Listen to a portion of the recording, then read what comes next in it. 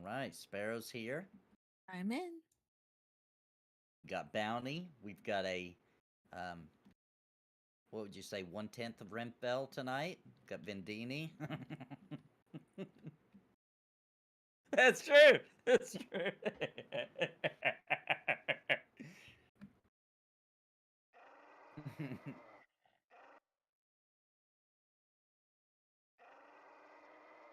Yeah, good job getting that set up so quick.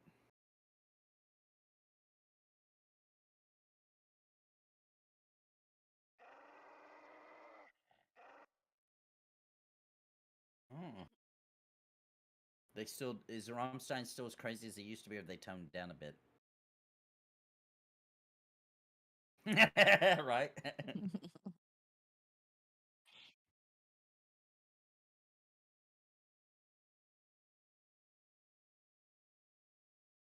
Yeah. Right. Oh, jeez. They've always been. Yeah, I'm not shocked though. They've always been super wild. Outside, I Outside, think. yep. Yep.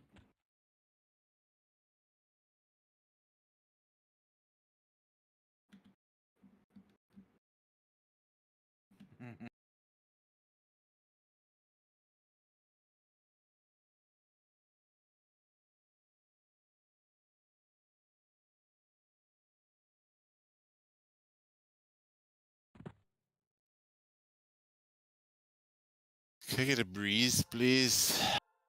No way. Okay, I want my Spirit of the Wolf back then.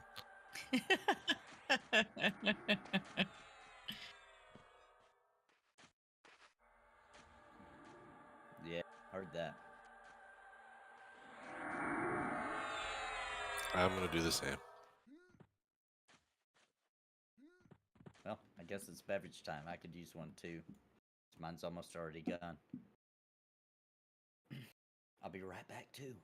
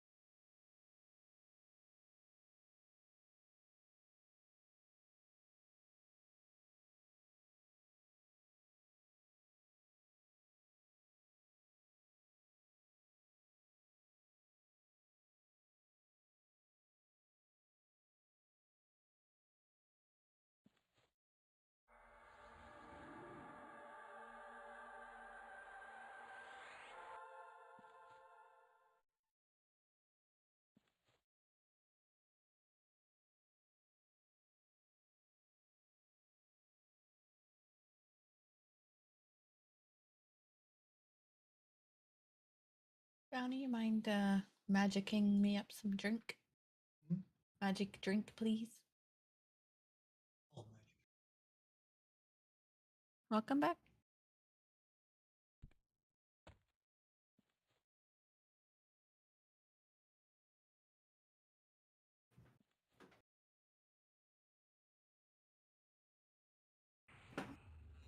Nope. Not streaming.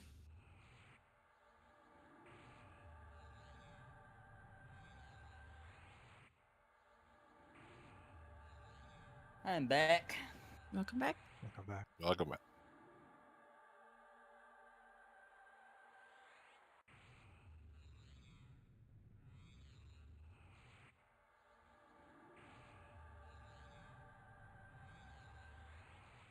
I will be right back again. Hold on.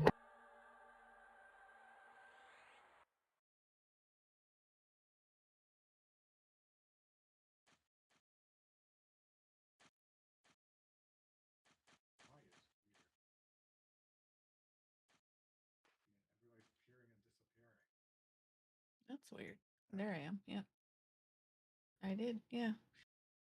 Our whole group is disappearing on Bounty's screen. Yeah, I'm It's having weird. weird.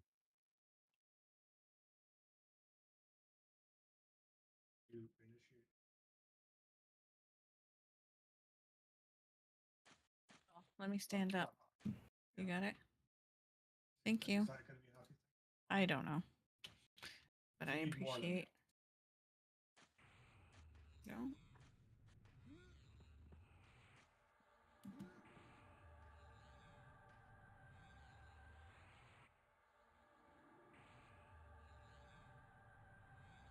What's that? They do, yeah. Yeah, they do. I have returned. Okay. Welcome Yeah, I've back. noticed it's been a little slow on some of those.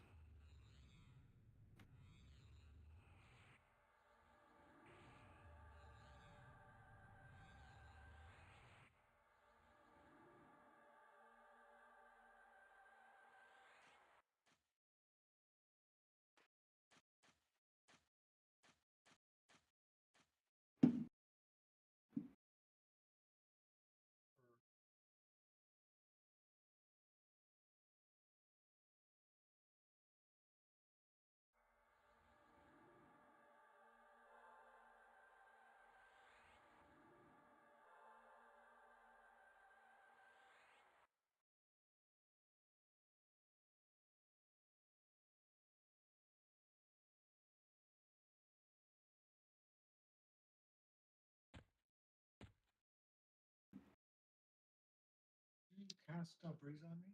I did cast breeze on you.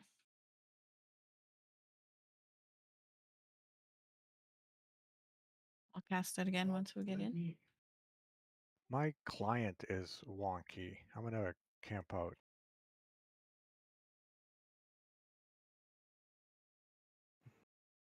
Hazmat suit. Yeah, my client is like it's like on steroids, like running really, really fast. Really? Yeah, Uh-oh. Oh yeah. You're gonna get reported for cheating. that maybe because it's acting like I'm doing like a super quick bot run. You got echo for some reason too. Oh, I'm don't echoing know why. on sparrows. Nathan, you're not in our group. Oh yeah, I gotta hit follow, that's why.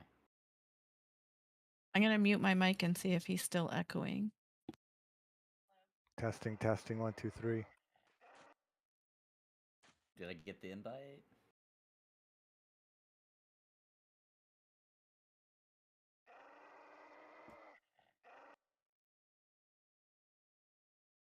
Does it bug it when you log it? Do I need to log in and out?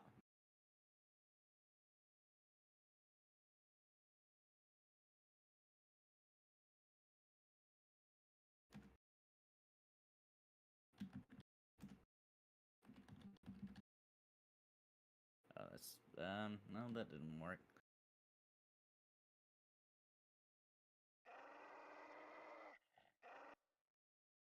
Maybe a bust.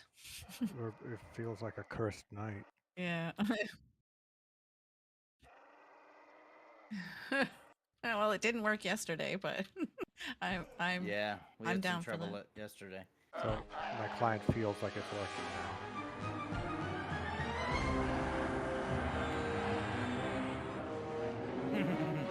Alright, I'm relogging.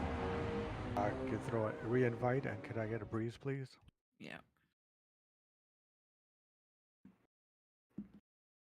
I need the crack. Give it to me. Thank you. Much better. Yeah, I'm moving normally now. I was like, yeah, it was like hyper speed. Even my casting, my spells were like being done in 1/10 of this speed of cast. That's Gotcha. the new druid buff I gave you. I Is just that what it realized this whole was? time I've been muted on my Streamlabs as well. What a night. Oh no, yeah, No, I it's hate when I got do kind that. of. I did that last night. I was sitting there talking to myself for a good 5-10 minutes. Yeah. Thunderblade, yes, it's I not think mine was a easy. It's couple hard to play streams by ago. yourself. It's I don't know what class you're playing or anything like that, but Ugh. that's Yeah, I'm not it's feeling rough. it tonight, but whatever. Alright. We'll give it a good solid shot, and if we don't feel it within the next 30 minutes, I say we move off and do other things because I'm cranky now.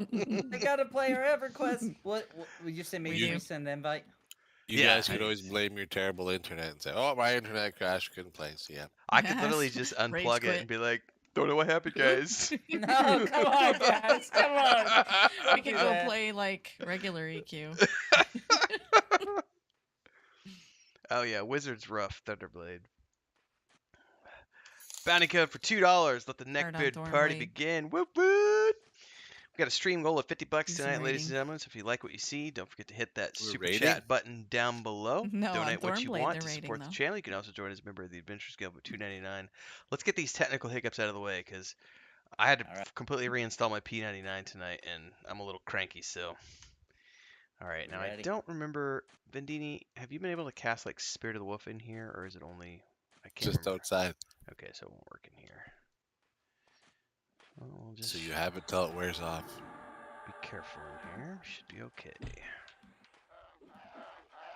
Oh, now I gotta remap my kick and taunt.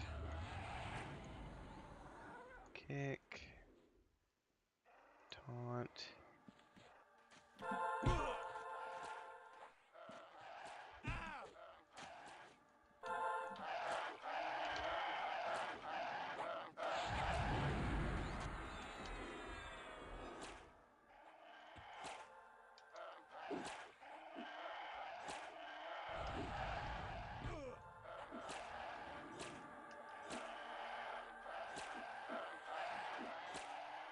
I mean, Was Bounty still Necro. echoing when I muted my mic? I didn't pay attention. I was stressed. We just I don't don't like think listening so. to him. It didn't actually happen. Try no, say- I don't think it has been echoing the past bit here. He just kept telling Rand to back up his stuff, and I was like, "Whatever, man, I get it. We like to live life on the edge, Bounty. I'm sorry we don't back up our stuff." Backing up is for losers. Yeah. Who's Hey, got time? Who's got time for that? I What literally, are as you, some kind of prepper or something? yeah, prepper. Because I've literally been playing EverQuest since '99, and not once have I ever backed up an installation ever. Well, you know, I still have to back up my fantasy grounds for my campaign every session or I lose it all. That is Wow. crazy. I've reinstalled it. It's just like, I don't know why it does that, but it does.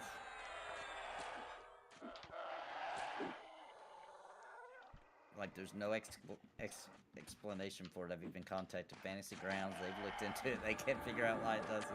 Oh, they could never figure out too why my brother. Remember how when we were doing the previous campaign, my brother would constantly get like his character would, he would still be in Fantasy Grounds, but he couldn't control his character. That hasn't Couldn't do happened anything, once. yep.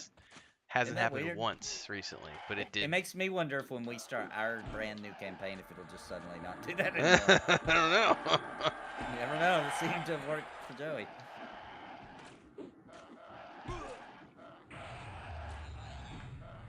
Yeah, it's pretty rough for sure. Yeah, what does the king drop? Anybody know? Oh, the guards can drop stuff. The king can drop stuff. There's pieces for bard gear. There's shaman stuff. There's some weapons. I don't remember. I have to look at his loot table. Lots then. Lots Yeah, and mostly lots. it's just is it a pet? Okay. Yeah. Hug the left, and we can maybe get away with not pulling those. The XP is the big thing because they'll be yellow and red to us.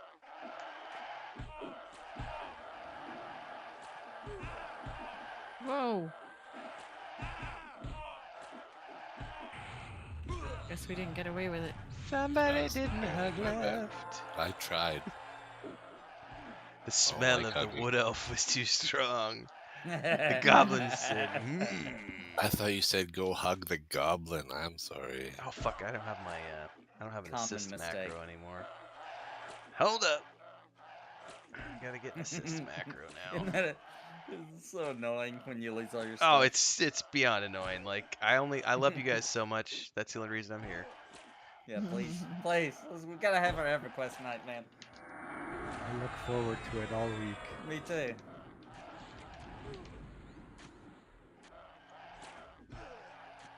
What's that? A little bit of suffering is good for the soul, they say. My slow old man fingers love this game.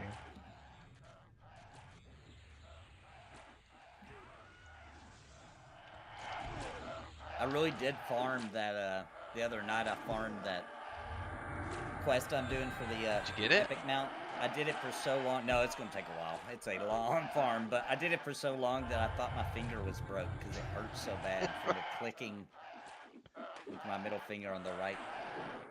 Well, I can also say this: now that we're in the clear and we don't have to worry about out leveling each other, because between 64, Joey got 64 this morning, so we're definitely good between here and 70.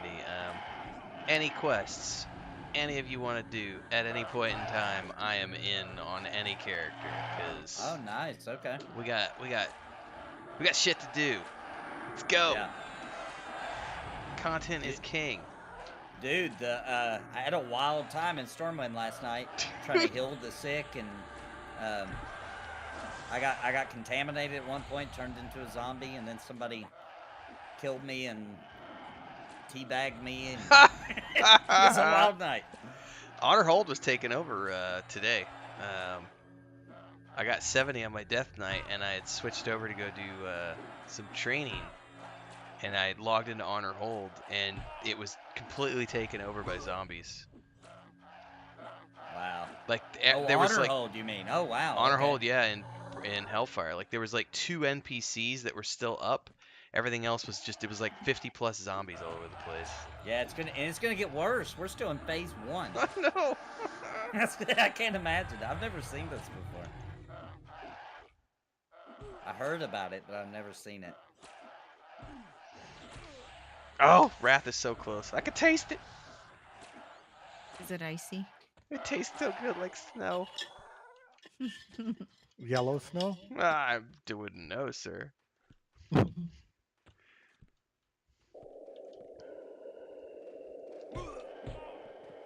Don't lose me. Wait. Where'd you go? Crap. Phew.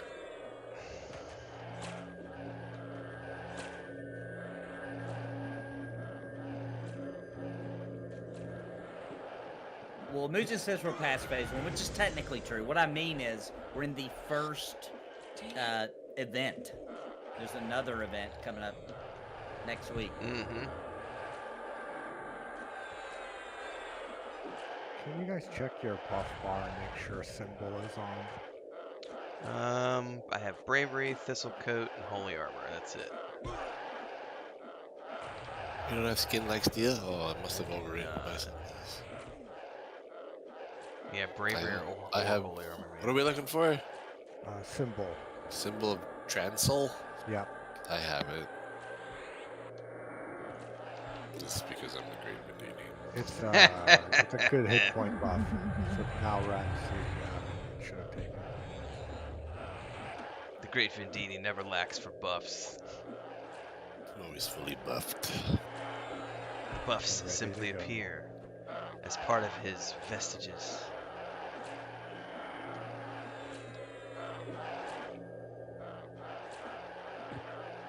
I can say though, like 45 minutes ago when I was in the crux of trying to troubleshoot this, Chris actually poked her head in and asked what was going on, because I may have been yelling and cursing a little bit. You were saying words. It gets pretty aggravating when things don't work and they're Yeah. supposed to work. Yeah. Hashtag first world Technology. problems. Yeah. First world problems, yeah. But they're still annoying. Very. Mm-hmm. Makes you want to break something. I actually need to pull up a map real quick. I think we go right here, but I want to double check. Permafrost. We are in the King Room. Flag Room, sorry, we're in the Flag Room. We're going to the King Room. 7. King Room is 3. Yep, we want to go up and to the right. Right. I'll let you take the charge here.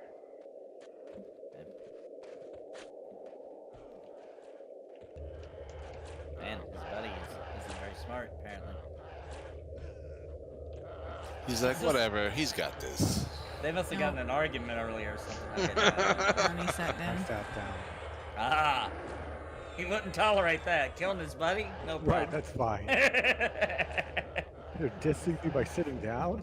Yeah, it's so disrespectful. Oh, for the Okay, we're on them now. Oh, there's another one?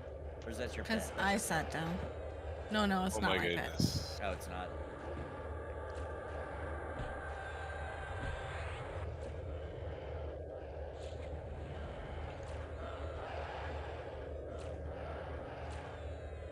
I wonder why they put that extra little polygon on the female cheeks. You gotta turn the camera just right to see it. But It's blush. It's the rouge. oh, it's the. Oh, you're right. I see.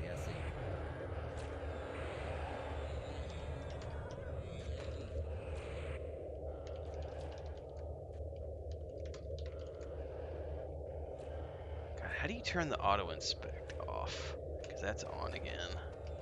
Auto inspect off. Not a valid command.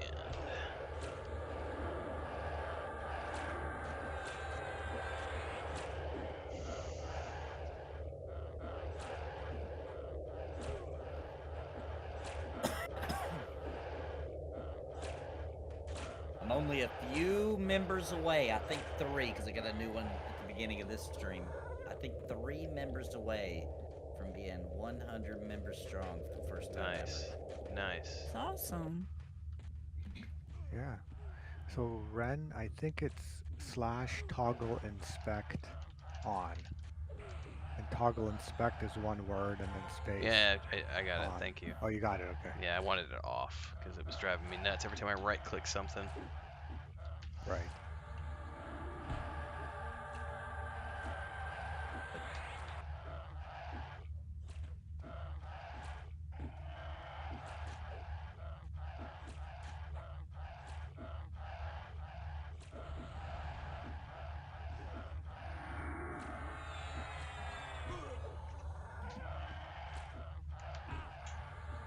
Oh, Cantan, that's awesome. There we go. I just hit 100. Nice, Cantan. There you Freaking go. thank you. He just gifted 5 memberships. So, oh, there they go. Looks like Vaughn 1-1, Wacky Data, Alexander, Maine May, and Matthew Olson. Congrats. That's fantastic. Wow. Canton. It's okay, I guess. Cantan, you're the man. You're the man. All right, this way.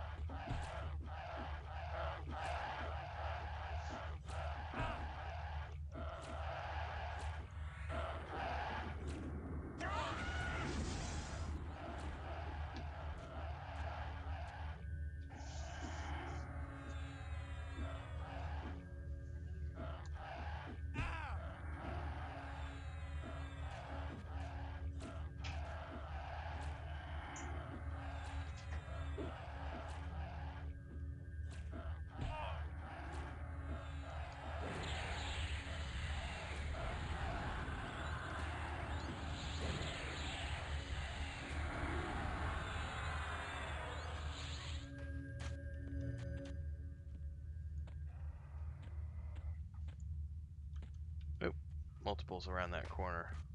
Okay. So before we go beyond that gate, everyone should be comfortable with the path to get the hell out of here, in case we get No. a pull that goes wrong. No, it's Because mostly dancing. If we do get a pull that goes wrong, it's not very far back to the exit. So Okay. you just run back down this tunnel, Okay. take this first left, and it's a straight shot through there, and you just follow the Okay. tunnel till you get out. Okay.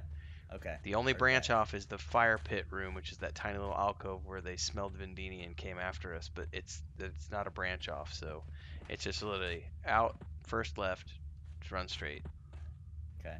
Follow the corpse trail. Probably, yeah.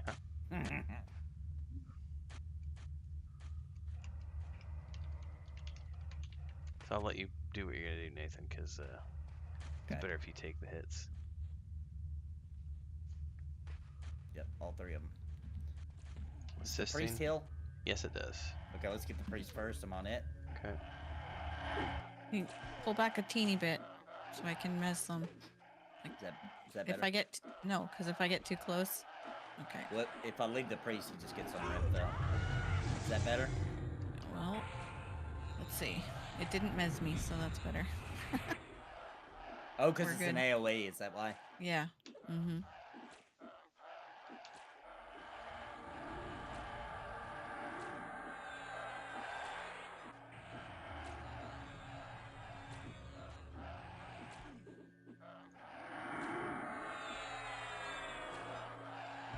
I forgot I can heal around corners. How do you do that? Mirrors or There we The go. power of my mind. Now I mezzed myself. you're backing up EverQuest right now, aren't you? I have it backed up in 3 different folders. That's smart. I'm gonna do that after Yeah, this. I 2 have it different back. versions. Yeah. I'm gonna be backing mine up because I like this. I'm spoiled by the Joe version, and it doesn't exist no more. So Exactly.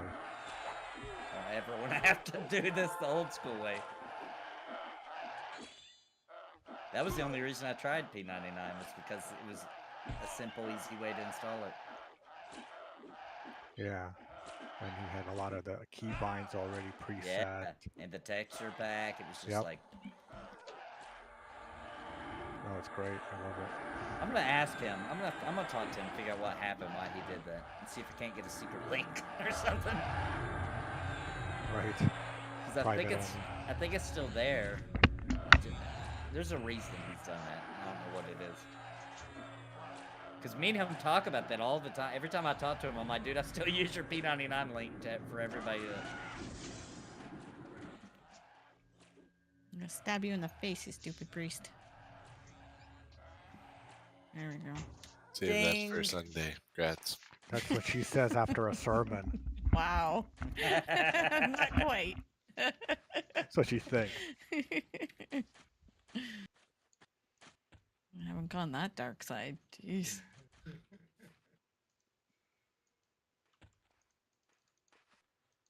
Why is this gate not opening? Is this the Maybe it switch over didn't here? save a file. Yeah, there's a switch over here, isn't it? Did that not work? Ah, switch. It's not working. Ooh. There we There go. we go. Okay, Okay, go it may left. come back down. Cause I All right, clicked it like 3 now, times. yeah, this is where things get really tricky here. So Mm-hmm. through there is gonna be, and it gets tricky here because you can't just run out. You have to click switches and all sorts of other stuff. Ooh. Okay, And yeah, just good to the point. right of us, if we want to be super careful, you should probably clear to the right of us first. That way we Okay. have a Wait. little space. Well, Like I this? didn't mean to pull them, but we're clearing to the right. We're clearing to the right. Yeah, you're meant to do that. Yeah. Uber mad skills. Yeah. Oh, Cantan just did the same over here as well to Sparrow, Bubbleoni Rising, William Long, Caleb, and Isaac. Hey, Dude, thanks, Cantan. Thanks, Cantan. Cantan. Cantan's the man. Cantan. Thank you, Cantan. Appreciate That's that. awesome. Oh, yeah, for Can sure. you do the Can- Cantan? Canton. That's what I was Cantan. thinking, Sparrow. Thank you for singing that. Woot woot! We Thank you, are Cantan. in Everfrost. No, I'm sorry, Permafrost, yeah. Permafrost. And we're going to the King's Room.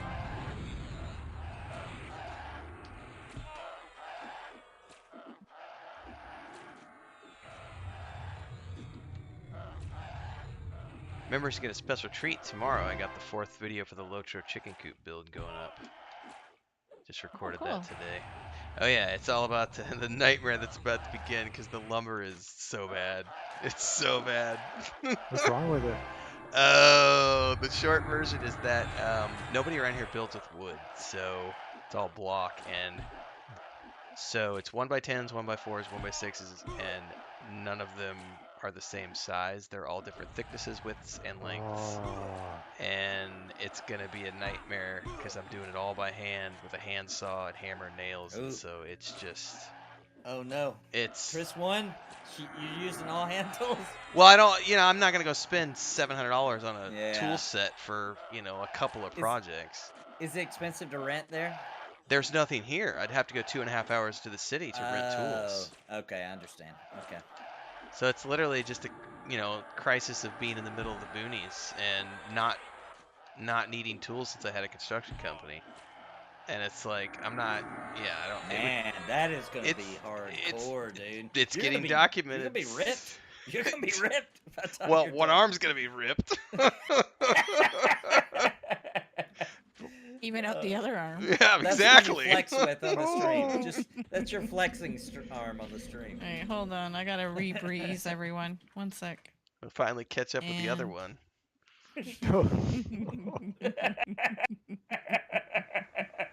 That's a tall order.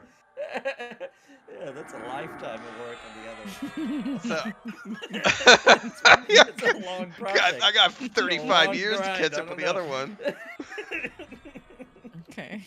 I'm I think gonna you're all- do a shout out because Kantan just said something in chat, and I wanna relay this to everybody who's watching on either one of our streams. He says, "Y'all need a general fund, so I don't need to jump from stream to stream." We actually do. We do have one. Yeah, Yes, we we have do. one. So if everybody who has that mentality and wants to support all of us together, Equally.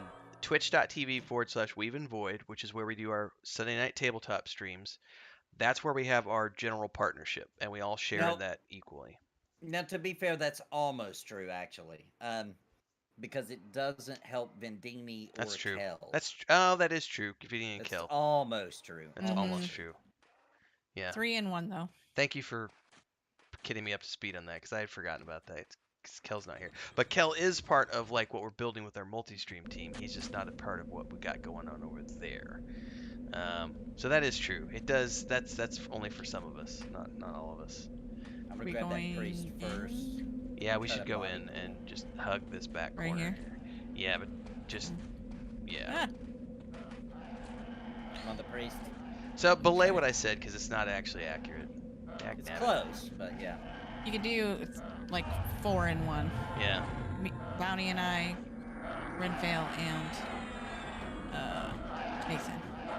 I blanked on your name, Nathan. Oh jeez. I go The by other many guy. names. Alright, who did it take?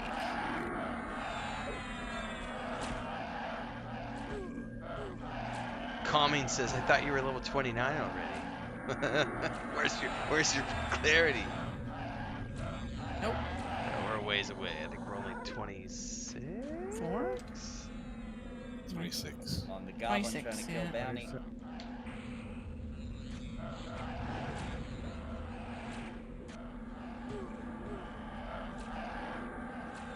So everything I'm seeing on track. Let me look here. Yeah, the elite honor guards are yellow and red. The sage is red. King is up. Priest is up. They're both red. They're gonna be 30-ish, as I recall. And then we got other elites that are blue. So this will probably be the pull spot. Okay. Hey Kantan, thank you for the follow on my Twitch channel. I appreciate that. I'm not streaming tonight, but I saw it. And his sub, thank you. Kantan on fire. You tonight. demand. You demand. Yeah, everybody's links, at least in my description down below, there's links to YouTube for Nathan, a link to Twitch for Sparrow, and a link to Kel's Twitch as well. Kel's at a Rammstein concert tonight. Mine should also be on there. I'm gonna double check, but I'm pretty sure I've got that in my one that I always put on these streams.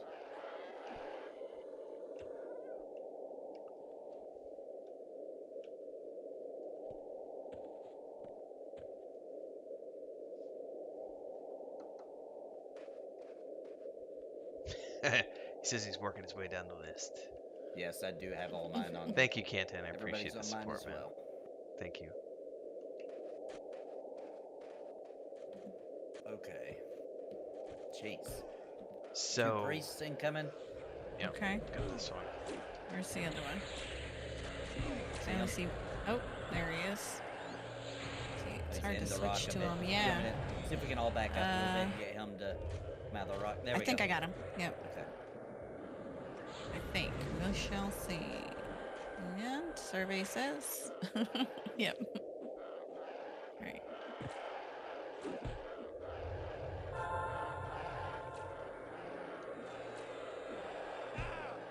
Let me see healing. Incoming stun. Oh, Oh, where'd he go? over here. Oh, I stunned him, shoot. so he came at me. Scared me. I thought we had a runner in the king room. I was like, no! Oh gosh.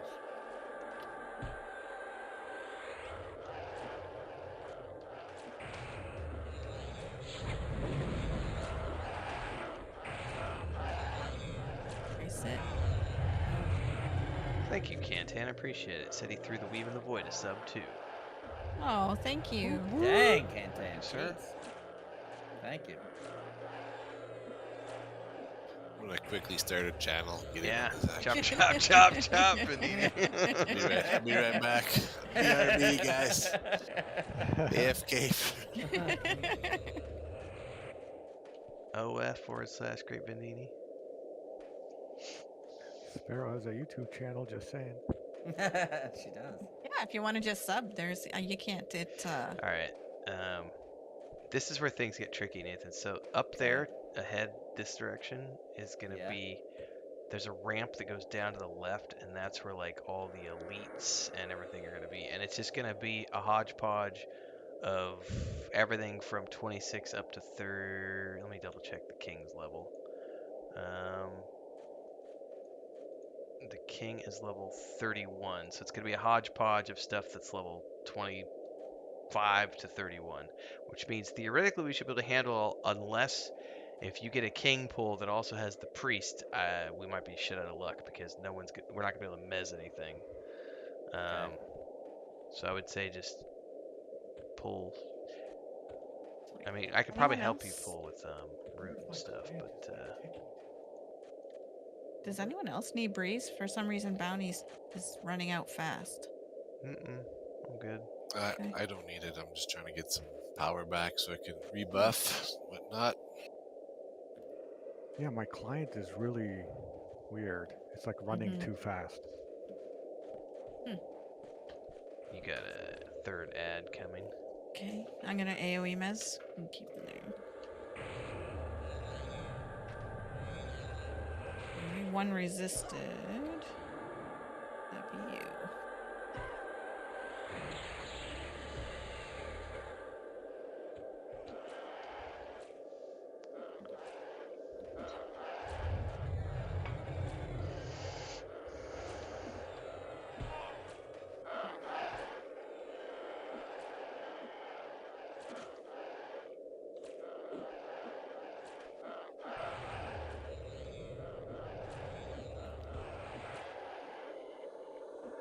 Probably the one behind you.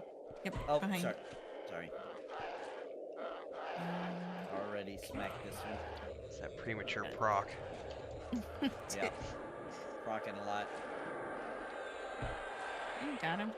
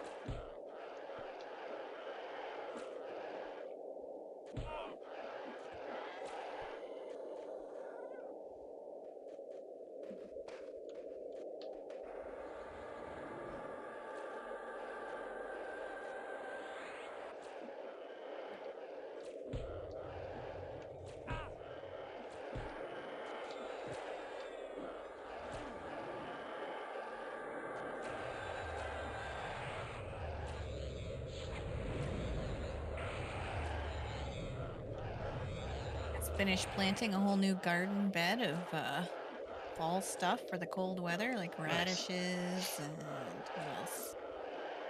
Beets and lettuces, spinach, all that good stuff. Our little lemon tree is getting large enough now. I had to put a rope around it or a string around it to just help it start growing straight. It's getting about 6 inches tall now. It's Nice. we've got a mandarin tree and a little lime tree. It's not a lemon tree, it's a lime tree. Love mandarins. Yeah. Cool. And then we have the sour orange, which you can't really eat those, but you can use them for. That one's already here. That tree was already here in the backyard, and those are used for like dishes. You just put it in as like for marinades and stuff. But Heck yeah. Can't you use the pills for them to wipe counters and stuff really good? I thought so, yeah. I see a wizard back there. Let me con him. He's blue. I think he's going to come with this prelate. Looks like. We'll get the wizard first when they come out. oh yeah, those wizards are nasty, dude. Especially if they're they're like nasty. even con or better. Yeah, it's a blue. All right. Okay, so I'll mez the prelate. Yeah, which I'm on right now. It's just because I can see I'm switching the wizard. Here we go. Okay, he's mezzed. Wizard. I love how sometimes the animation for the whip does, but the arm doesn't. It looks hilarious. The whip just magically uncurls. No, you get off me. Blue That's crazy. Java Common. bananas. Never heard of that. I haven't either. Is that like elephant poop coffee? What? What's elephant poop coffee? Not heard. Oh, have you guys never heard about that? There's like I there's like have gourmet heard of it. coffee. There's like gourmet coffee that's got like animal shit in it. And it's Well, they eat the Extremely beans and then expensive. poop out the beans, right? Oh, is that what it is? There's other ones that there's It's just straight up poop. Yes. no beans involved. people like weird stuff. Let's just put it that way. Hey, I remember that show, which I think it turned out the whole show was fake, but there was that Bear Grylls. Oh, Man, that oh, was such yeah. BS. If you want to watch I a love real, that show. if I you want to liked watch it. a real one, there was I forget the guy's name now. I know what you're talking Les about. Yeah. Les something or other, and he's very interesting. My brother and I were talking about him the other day because he actually retained the rights to all of his stuff while he was shooting. He just began licensing everything to them, and he owned the rights to all of the original material. So all of those years and years and years of him doing the one man in the wilderness stuff, he has all that footage and it's his, and he has been now re-licensing that around the world for educational shows, and it's just really cool to see that guy coming back around the spotlight again, as opposed to Bear, who was entertaining, but it was totally like, at the end of the BS. day, we're done filming for the day, we're back to hotels. Les Stroud, Yeah. thank you, calming. Bear Grylls was at the end of the day, we're back to the hotel, come back in the morning, put some makeup on, and do it all over again. But he was entertaining. And he's legit. The Bear is legit, but that show is highly produced. Oh my gosh, this is scary, guys. I see that high priest down there. We don't have an evac. No, I didn't get him, but I just seen him. Well, my legs are longer than dwarfs. I don't know how we'll pull the king without getting that, though, to be honest. Because I don't got no special nothing. You know what I mean? It's body pull or bust for me. I don't got no lull or nothing fancy. I wonder if I don't think I can harmony here. If Vendini can't do Sow in here, I won't go to harmony because it's indoors. Oh, I might be able to do a calm or something. Survivor Man, yep. Yeah, Les Yeah, that Stroud, was good. Survivor Man. But I did like that episode, fake or not. Like, apparently the stunts were real. Yeah, It was just BSing that he was actually surviving. correct. That. Yeah. But when he picked up that elephant turd and squeezed the juice out, dude, Yeah. I was like, dude, this is my kind of show. Yeah. Like, that's outrageous. That's outrageous. And what made me laugh about that guy was he would always say, okay, I'm really thirsty, so I'm going to do this, but don't do this. It's a really bad idea. And then he just picked up a big old turd and squeezed it out. That's Oh god, nasty. that's making me like nauseous Yeah. right now just thinking about it. Oh man. And every time I eat a steak, I think of him eating that raw zebra. Oh, I do remember that episode when he just reached That down made and me bit hungry. into it. That actually made me hungry. Yeah, for like the some carcass reason. was It looked like a super raw steak, the little piece. he Yeah, got. well, the one I remember was there was like Like a a- carcass there, and he just bent down Yeah. into the carcass and Yeah. ripped into it. And I'm like, That's dude, it. you don't know It how was long. like leftovers from lions or Yeah, something. you he don't know just how cut out long a it's piece. been sitting there. Like, You remember he was like, Oh. he said there's no maggots, so it must be okay. fresh. It's fresh. Oh. Yeah. Wow. That was a very That- entertaining that's your show. Fake or bar- not, your it was bar very is low. entertaining. Yeah, it doesn't have maggots. Must be good. I'm gonna say that next time I'm going through the fridge. I'm gonna be Yeah. like, there's no maggots. It must still That's be good. right. I'm Bear Grill. I should do a home version, home survival. Oh, I see another skit for Cringe Pony. Yep. Mm-mm. All right, guys. I don't know about pulling down there. It's gonna unless we want some exercise. I'm a little worried. Just That'd be pull. the come 2-mile back. hike back to zone. Well, what do you got down there? Because I could probably. Let's take a look around the other Oh, corner. I Yeah. can soothe. I do have soothe. Oh wow, Nathan, You're echoey again. we might be better off over here, Nathan. If you come over Okay. to the left, All right. because there's 2 here. I bet if you could get a soothe off bounty on that middle one, that ice goblin that's on the peak Okay. there, and then Nathan could pull the elite here to the left. Okay, I can try soothing. It's blue, so theoretically. You ready? 3, 2, 1, go. Nathan, Okay, what now? I'm sorry. I was talking chat. What was that? I soothed the ice goblin. You can try pulling the elite guard. Okay. I think he just ran towards us. Where the fuck Where did he he went? go? Hold on. He's glitching out. He's yeah, running back and forth. I'm gonna be careful about the. Gosh darn it! Oh, I see him poking out. He's trying to get up here. No, no! Oh no! That way! All right, he may have only got Oh, one. Maybe. Everybody get back. Click the button to open up the gate, please, just in case. What's the button for the gate? Where's the button for the gate? There, The there. other He's side of coming. this He's coming. gate. He's coming. We're good. We're good. There's no button There's no. I don't see a button. on the other side. Point of There's no on the return. other side. Huh? We're good. We're good. We're good. All right. Yep, there's the ad. Where? It's trying to It's path up here. It's like glitching. it's stuck in a. I'm gonna pull this back. Okay, I opened both gates. Thank you. How'd you do it? Was Through the gates into the other room. Okay, perfect. There is another mob. I don't know where it's at though. It's like glitching out in the terrain. Oh, Is that might be it right there. or maybe he just popped from here. Possibly also that. All right. So I think, like, if you go down there, you can help him get out of the glitch. So after we beat this guy, I'll go get that guy. Okay. If he doesn't come on his own, is that him behind us? No, that was that might be probably a it. repop. Yeah, it might We're be starting to that get mob. repops in the camp. Red meat isn't bad for you. Blue, green, fuzzy meat is bad for you. Yeah, that's true. That's what Crinkle said. Yeah. I think you learned that in health class.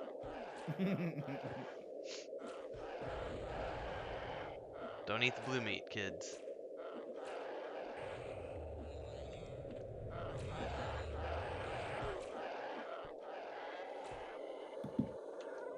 Ice goblin, bro. We're getting It's them now. bedtime.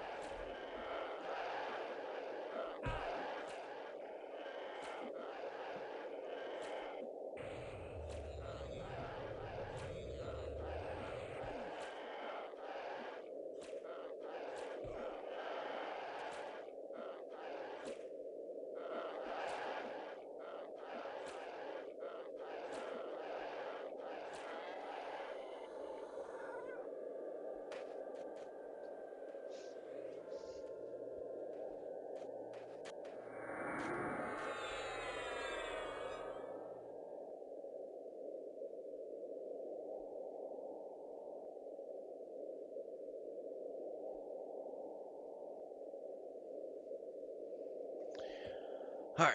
Did you get him? No, should I just get the one on the left again?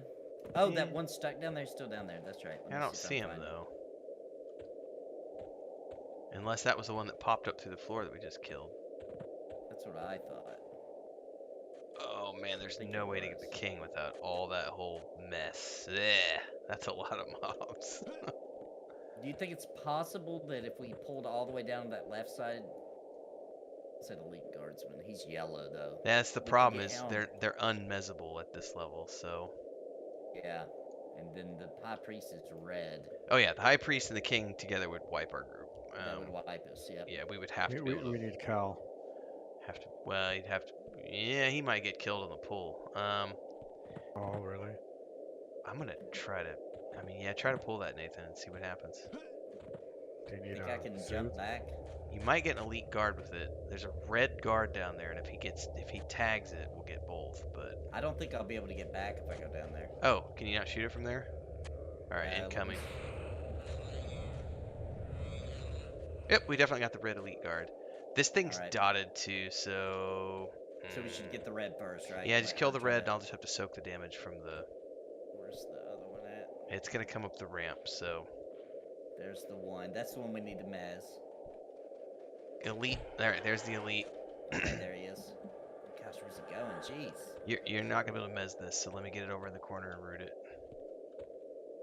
Do you see him yet? This guy? The ice goblin is the ice goblin is dotted. Should we just start killing him until Oh, the red okay. comes? Yeah. Yeah, let's just start killing him. I had a Oh, dot the to red pull one it, went. so.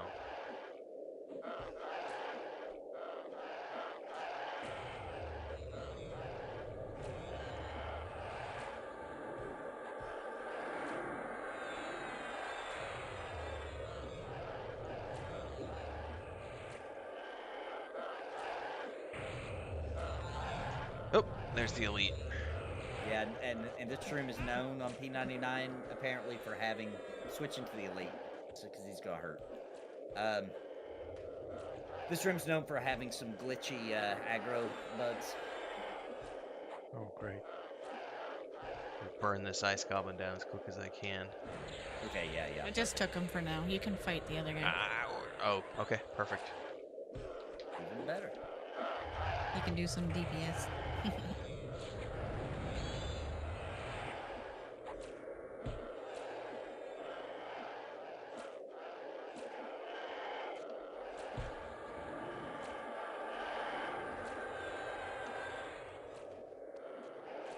Load.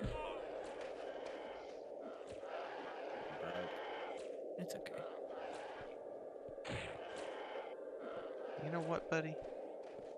Mm-hmm. If there's anybody in chat that thinks PLing me and Renfo would be a lot of fun, I really would love to PL my paladin up so I can hold aggro. Yeah, whatever happened to that? That was a thing that happened one time, and then Yeah, he was on vacation that week, so he had like, he normally doesn't have amounts of time. Yeah, so we need to find somebody that's got some time and has a decent level to help us out. Because me and Renfo would just start those on a different day and level them up, but we, like, legitimately, we don't have a day time free to do that. So if there's anybody with a high level, you want to play with me and Renfo, let me know when you've got time, and we'll try to squeeze it into a stream and have some fun leveling them up. Because I'm over this warrior.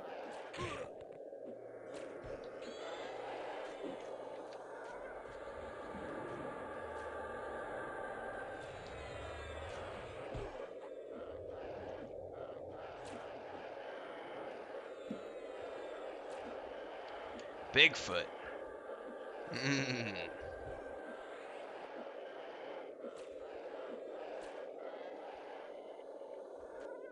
Alright. That actually put me a little low on mana, so... I didn't set a timer for the respawns in here, but I feel like we should be getting close. Like 18 minutes, I think. Yeah, that's true. My target health is freaking missing. I don't know why.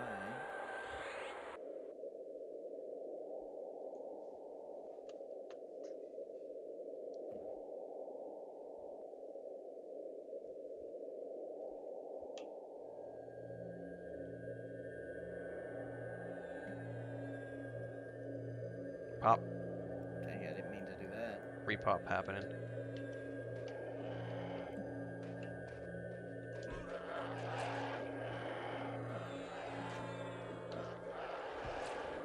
Trust your feelings. The respawn is happening soon.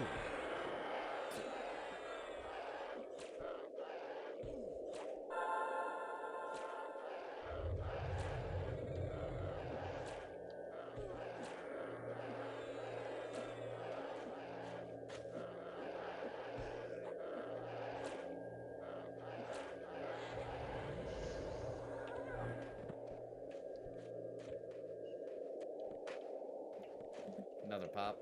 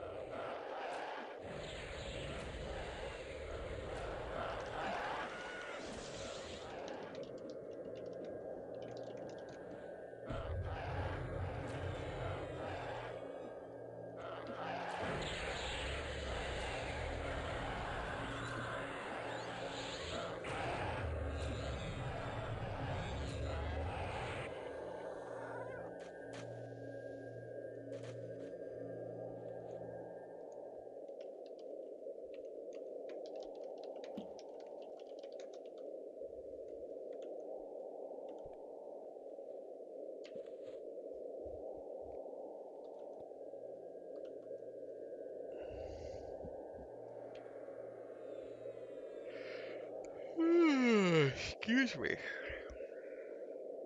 Mm. Could use a Coke or something. Yeah. Oh, you gonna grab it? Awesome, thanks, babe. Yeah, no big pulls. You don't have a healer. The enchanter got thirsty.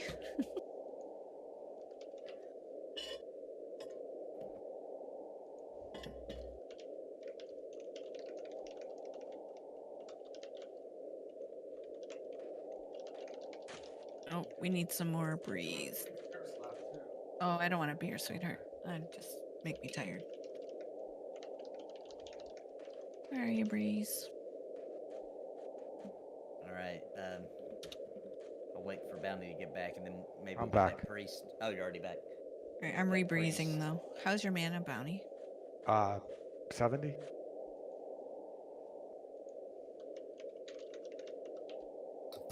Or you have 70 mana? I actually can't tell how much mana I have. It only shows hit points. It's a feature. Yes. Features. Keeps you guessing. Features everywhere. A feature for you. A feature for you. Feature creature. Right. I'm gonna be kind of low. Oh, that no, sounded come good. on. Why would he not just run down the hill? You know what I'm saying? Like, why would he go the other way? All right, I'm low on mana, so I'm gonna just sit this fight out. Okay, well, hopefully we're not running this fight because he just took off into the wilderness.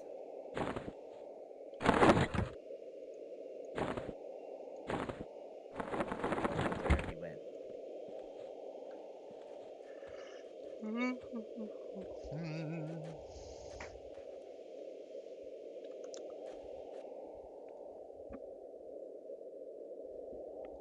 Yeah, watching other people play games always makes me want to play games. Yeah. That's why I have 5 million MMOs on my computer. I actually saw 5 million? today. You must have an enormous hard drive. Yeah, I Huge. just today. Speaking of that, today was the first day I got down to the last 100. I've got 100 gigs open on the hard drive, and I was looking at it going, I might actually need to start uninstalling some stuff because I'm not playing half the shit I've got installed. Oh my God, we're gonna Oh die! my lord. Oh, what in the? That's where the priest Oh. went. We're dead. Oh, we're dead. My! There's Run! no way. Run, everybody, go! Oh, my First lord. person, first person. Go! Go! I'll die. You guys survive, especially Benecoat. No! Jeez, that Bounty, stupid priest! Follow That Renfail. You're running off. Oh, on your I'm own. rooted. Oh, fuck, just don't stop! Don't stop! Don't I stop! don't know where to go. Just follow the tunnel. Follow the tunnel. Don't take any. Uh-huh. There are no branches. Just follow the tunnel. I'm stunned. Go, Bounty, go. Oh, shit. Oh Shoot. my gosh, dude. They keep stunning the crap out of me. Go, Bounty. You're almost there. You can do it, Bounty. Oh my gosh. I'm going to be fine. Like, I might die, but I'm at the entrance, so. But I can't res. I'm not 29. Oh, right. I made it. That Woohoo! would have been great if I had res. Dang. Wow. Did you make That it, was, Ben? and that was all because that goblin. Did I? No, I got rooted right when Yeah. Drakenlord died. That priest was up on the hill, like right in Ren front of made it. me, and instead of coming at me, he ran backwards and he went and got a bunch of friends. That scared the crap out of me when I turned around and saw that. Yeah, so it's like all of a sudden they just like dropped on top of us. It's like, oh, we're dead. That was It's like- weird. It looked like the most epic pop Yeah. of all time. That's what it looked like. But that's what actually happened. Is that priest? He was right there. It made no sense for him not just to come at me. He just, whoop, he was gone when he seen me. Gosh. I'll be right back with a few of my friends.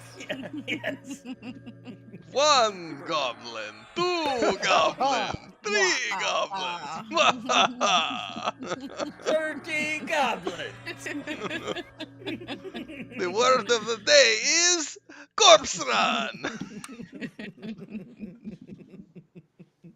Corpse run, everybody. That was a Come no. on, That was a corpse no run. fault death. That's EverQuest, baby. No, SP99. I guess, I don't know. I haven't seen one like that in a long time on EverQuest. No, they've got the pathing pretty much taken care of Yeah. on live. Yeah. That kind of shit doesn't happen on live. There's only a few things on live, but it's not like that. Like, there's spots where, like, they act weird, and it takes them a while to get across a bridge or something, but they don't, like, Yeah, they've pretty much disappear redone all the nav meshes and everything in live, and they've had 25 years to perfect all the pathing. Me and Vendini are hanging out here. I don't even know where we're at. Where are we, Vendini? You guys are in Do you know? Hallis. It should be in Hallis. Yeah. All right. On that note, I'm gonna take a quick bio.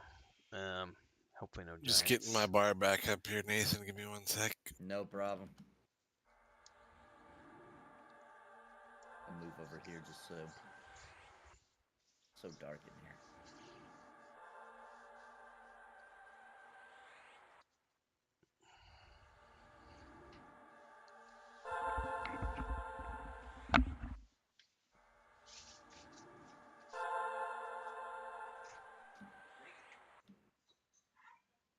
Do you like running back to your corpse naked?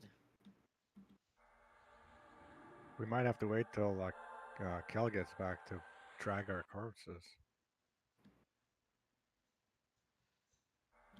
We need a rogue. A rouge. A rouge. That's what we call them in Canada.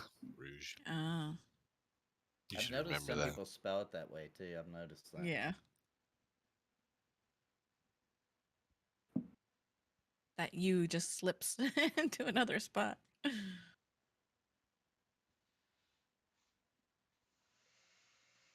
Live in Baton Rouge.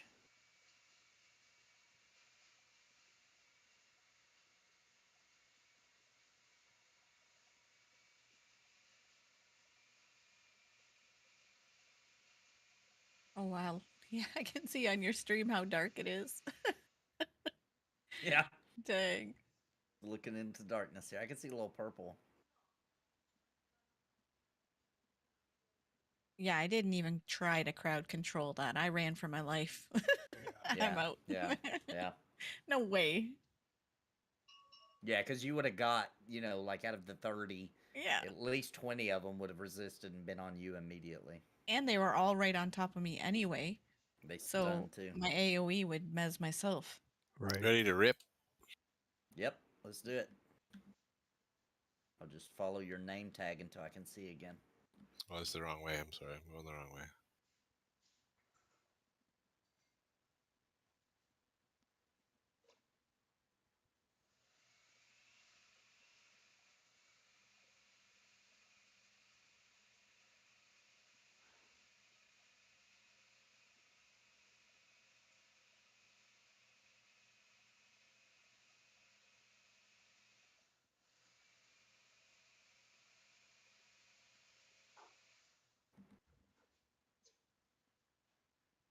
One second. All right.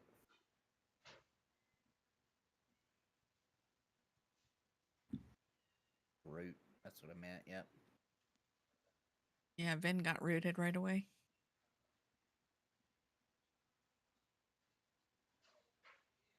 It was just nasty.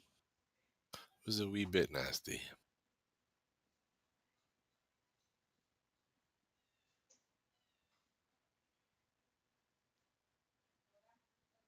Okay.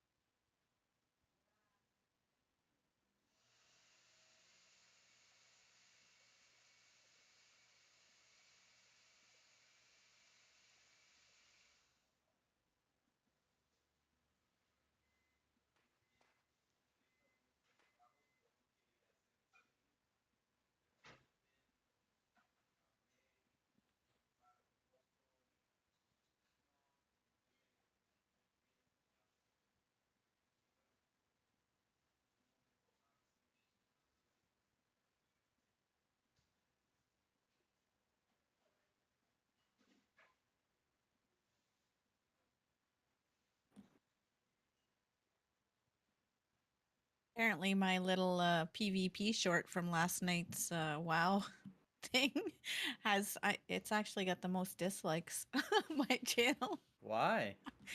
because Any it's idea? about PvP and they didn't like it. You must love PvP. It's all good. Got any kind Still of engagement. interaction's Still good. engagement. That's Yep. right.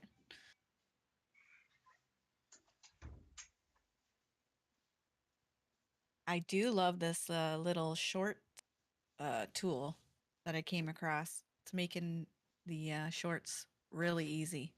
Oh, what is it? Join combo, Okay. and you do whatever little clip in your normal software, but then you upload it to Join Combo, and it does all the hard work for you of making it the right sizes and putting Oh, your face wherever you nice. want, and it's beautiful. You got to try it. What are you talking How about? You'll cool. love it. Join Combo for the shorts.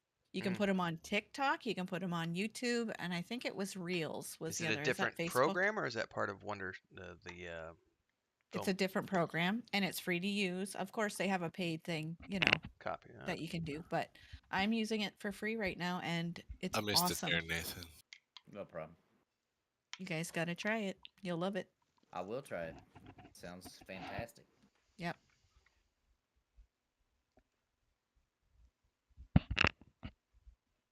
Yeah, they have templates and everything, so you can pick a style. Can you link that in Discord? Sure can. Thank you. I'm still waiting for YouTube to roll out their proposed changes. Me too. I did get access to the research tool. Have you got that yet? Now I've had Info? that for like 4 months, 3 or 4 months. Oh, I haven't had it that long. I just got it maybe a month ago. Oh, it's no, maybe I've had not it even for a that few long. A few months. weeks ago. It's definitely been helping with my like the stuff I'm doing around Lord of the Rings. Yeah. 'Cause I'm getting a lot of long-term SEO traffic from that. There's a new episode up now, right? Yeah, I put one out this morning on episode 3. I haven't watched the episode yet. I'm gonna Well, watch it. I'll give you the likely short version. Sunday. From a lore perspective, I gave it a 5 Uh-huh. out of 10, which means it went down a Ugh. little bit from a lore perspective. But on the Yep. unbiased review section, it went up to a 7 out of 10. So it's a better episode, more entertaining, but from a lore perspective, it breaks way more shit and does a whole bunch of stuff wrong. But it's still like I gave it a better rating on the generic fantasy Still, side. it's a high quality Oh show. man, dude, I have never seen it is Marvel level, Star Wars level quality of visual effects. Like it is the best thing I've ever seen on television. It is visually Oh wow, the I'm music, excited then. Numenor is fucking amazing. Yeah. And the Harfoot stuff, like they really took it to town with the visuals on this episode. Cool. Some Okay. really cool boat stuff and out at sea and the ships and the island kingdom and man, it's just something else. But no, I'll let you watch it and then watch my review because there was a whole bunch of stuff in there. There's some bad cliches and there was a whole bunch of stuff I didn't even put in my review because it would have turned into like a 30-minute review episode. Um, But what I've done is I've stripped some of the stuff out of my review, and I'm gonna do individual episodes on it because there was some stuff that broke the lore so bad, so bad. Oh, thanks so much, Raish. I appreciate that. Give me a couple more likes. Yeah, I guess it doesn't notify on shorts. Mm-mm. No, it doesn't. No, it doesn't notify people that when you do a short. Mm. Okay, I got my bearings. Let's go this way.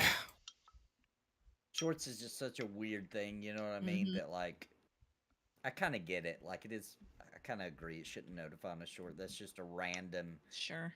thing, but you can. So if you want everybody to know about it, then post it. You know, do a little community post and say, "Hey, if everyone wants to see my new shorts here." Mhm. Yeah, I put it on my Twitter. So if you want to catch my shorts when they come out, I do post them on there. It burns when I PvP. That's when I PvP.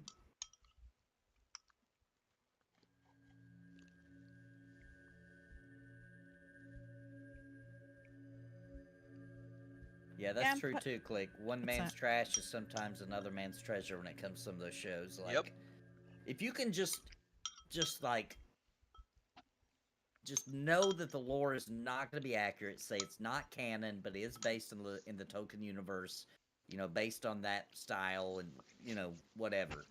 Then I honestly believe you can have a good time. But some people can't do that, and so they're going to hate it. Well, there's also something to be said for, because I will say this. I thought that I was going to hate Rings of Power because of all the lore breaking that they were going to do, and I've enjoyed the episodes. The flip side is that Wheel of Time did the same thing, but the show was so shitty that I just couldn't like it, even if I stripped myself out of it because of some of just the way they just broke things. I personally couldn't get into Wheel of Time.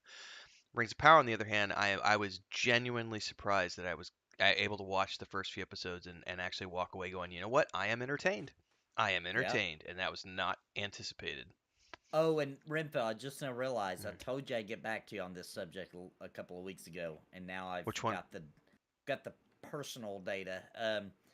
We were discussing Star Wars Galaxies, and I told you a lot of people said to play SWG Emu. Yes. I tried Legends. I thought Legends was really good. I did have the issue where I tried to change. I was trying to make it tab target, and I broke it, and the combat wouldn't work. But so I just recommend either looking up a guide if you want to make it tab target, or just deal with the. It's not that bad. It's similar to like an older version of Knights of the Old Republic, I guess. By default. But anyway, I played both. I gotta say, dude, as Star Wars Galaxy Emu server, it's not as fun, dude. Nobody plays it. There's no. It's really old. Empty, and it's so old that now it's kind of painful to play. Okay, Unless that's you a have good. that That's a good point. nostalgia, which I don't. You know, I have nostalgia for the. Like I have nostalgia for EverQuest, and it's bad design. You know, to be completely honest, I have some nostalgia. It doesn't like piss me off. But I don't have that for Star Wars Galaxy, so I was not having fun. It's weird controls, dude. You can't use WASD. No. You have to use the arrow key. I mean, it just sucks. I would say Legends is the way to go. Way better. There's people everywhere, 2,000 players. Yeah, because Emu's just so old. I think that all the player Sorry, I was blinded. Wait, I lost you. Where'd you go? Did you run up that mountain somehow? I was blinded. I had no idea where I was running. Oh, okay. Let me see if I can find you. I also want to say I love the new outfits for the MMO Tourist show. Oh yes.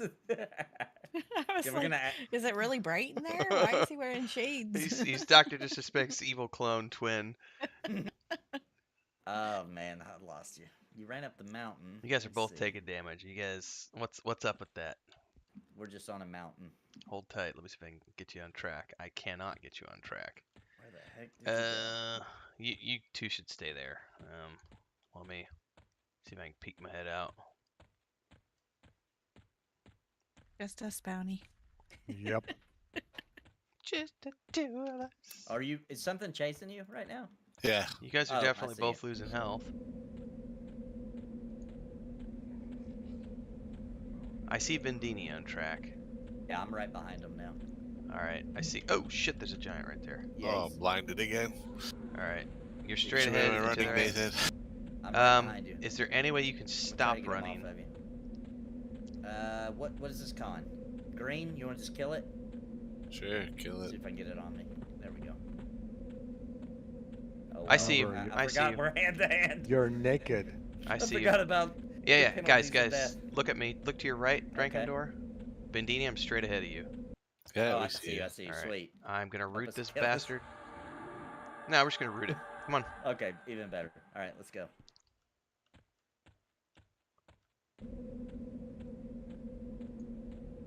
And let's track Sparrow. Well, okay. So Mugen says you can do WASD, do it, then it's a pain in the ass because I went in the controls, switched to WASD. It still was typing. The shortcuts, no such things. If you press a key on your keyboard, it starts typing. So sure, there's probably some complicated way, but I'm just telling you, So, it's annoying. you just And brought up a nobody very- plays. It's dead. Like we went to cantinas. Don't stop, We maybe Vendini. saw 2 people I'm the whole time we trying. played. Oh no, Mame's way. No, no, No. don't stop, don't stop, don't stop, don't I'm running. stop. I'm running. I was trying Get to inside, off Sparrow everyone. bounty. Zone inside. Run in, giant. Gosh, giant.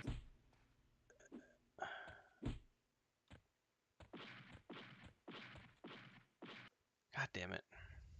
What?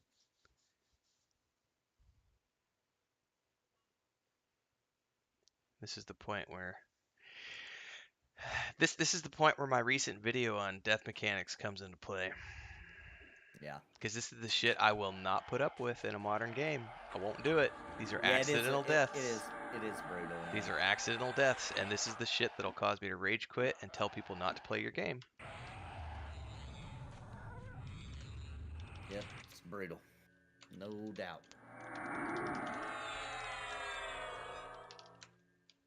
And yet we do it voluntarily on P99.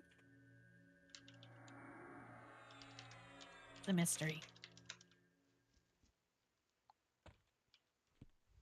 Because people like to watch you suffer on stream, you know, and if you know that's what you're getting into, then you know. Oh, Ranzel says maybe we can assist. Then we can drag you. Oh, my fucking windows are messed up. Are they like?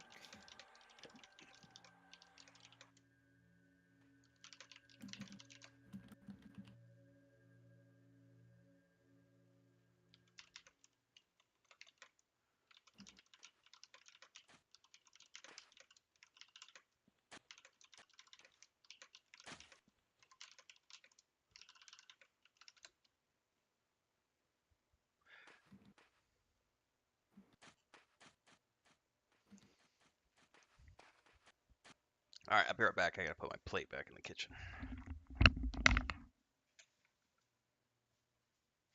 Baby, I think they're spraying mosquitoes.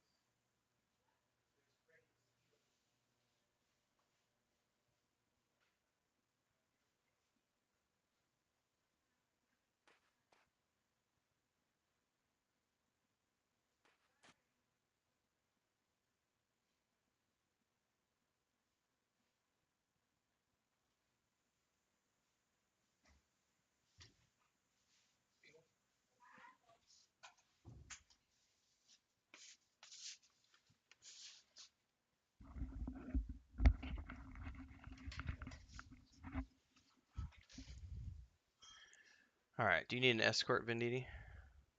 No. All right.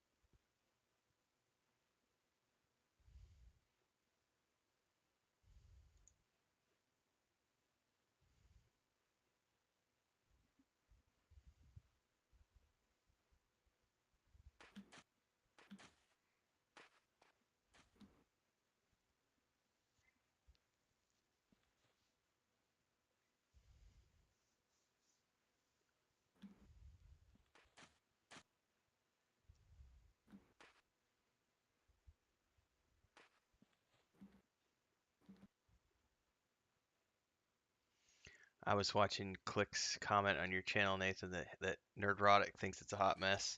Nerdrotic is also riding that hate train. A lot of YouTubers It's will. It's too I easy. get comments all the time that I'm the only YouTuber that people watch who is giving a reasonable both sides of the equation review, because everyone else is just ripping it to shreds because it's not following the lore, which I get.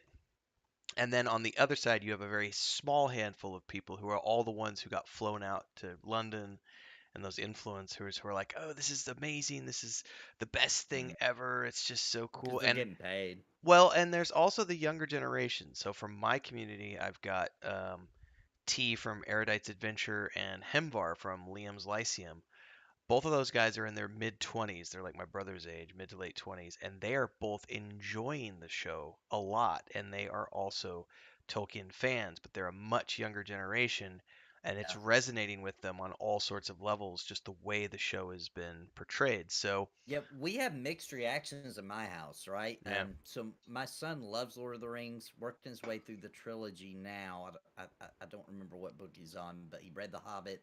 He's somewhere in the trilogy, watches the movies religiously. And my daughter read The Hobbit, or we read it, and so she knows The Hobbit, and that's it. But she watched the movies of the trilogy. She loves the show. My son just got up and left. He, he didn't like it at all. He was the just like, Hobbit movies. yeah, no, the Oh, the show, show. Rings of Power. Gotcha. But my daughter likes it, and my wife, she likes it. I will say that it has progressively, for me, it's progressively gotten a little bit better with each episode. But the one thing that sticks in my craw that I have a feeling I'm gonna hate all the way through, and I actually, yeah, I said it today in the episode that I reviewed. I cannot stand the way they have portrayed Galadriel. That's the one Yeah, big thing because she's just constantly on and on about the vengeance thing. And if you're not going to help me, you're my enemy. Blah blah. And I'm like, you know what? It's enough. Like you've been doing this for 3 episodes now. There's only 8 episodes this season. We get it. You're pissed off. You want to avenge your brother. Like we get it. We don't need to keep hearing it. But man, they're doing a lot of stuff right too.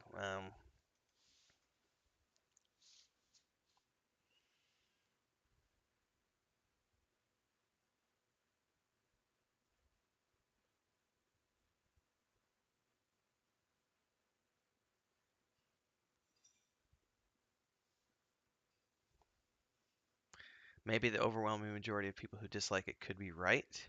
If it's not that bad, we wouldn't have heard about the hate. I'm gonna answer that comment. he's quoting the Venture Brothers. He's not Okay, necessarily got you. he's not Um, necessarily saying that. I think that's there is validity to the things they're doing that are against the lore. However, this is my objective viewpoint. If you take 25 carpenters and line them up side to side and ask them how to build a house, you're going to get 25 different answers on what is the best True. way to build a house. So everyone keeps coming and dropping comments on my videos about how this, that, or the other should have done this, that, or the other to make Rings of Power the right way. And the thing is all of those things are different. And everyone has an opinion on what they should have done to make the perfect Rings of Power show. And if you go back far enough, that's what Amazon did. They took pitches and then they accepted the best pitch for a show. And this is the pitch that they ran with. So this is the version that they ultimately decided to run with. So whether or not we agree with it doesn't really enter into the picture. I will also say that in terms of if everyone dislikes it, then it must be true. I don't buy that entirely because of the domino effect. Because if you get enough people doing the cancel culture bandwagon, here, perfect example is YouTube videos, and Nathan can speak to this. There is a huge number of people who will just read the title of your video or they'll see your thumbnail and they will immediately make a judgment call on the content of your video without actually having watched the video in question. They're going off the thumbnail or the title. And if you, like me, create provocative thumbnails and clickbait titles, you get a lot of reactionary comments in the comment section which have nothing to do with the video because the people didn't actually watch it. and that's True. the downside of the reactionary component, because you get a lot of people who are hating on Rings of Power, not because they've watched the episode, but because they're seeing all this other vitriol, and so they're saying, well, I wouldn't even waste my time because of this, that, or the other, and therefore, Rancel took, thank you, and Yeah, thank you.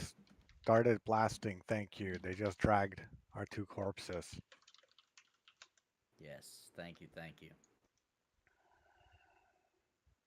Are they If, in this one of if our you're streams, watching, or I don't know. are they random people I that don't were know if just they're here? random.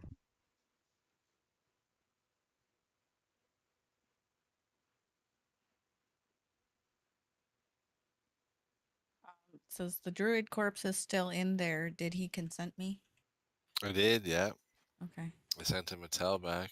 They said they Okay. cleared it out too, but we need to wait for Vendini. So, oh, we got Vendini here in front of us. Yeah.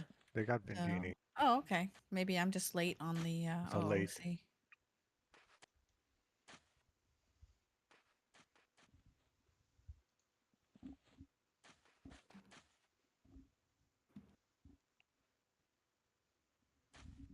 We were the only 2 that died, right? Yeah. Oh, that was nice. You're welcome.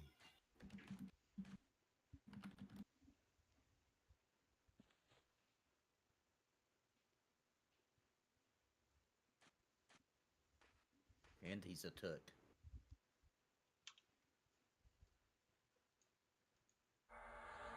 He's asking if he needs a pickup. Vendini. I thought Vendini was here. Oh no, his corpse is here. Yeah, yeah. Vendini's One of my corpses. I'm picking up the other one. the... Are you almost back? Yeah, I'm just picking up my other corpse outside. Yeah.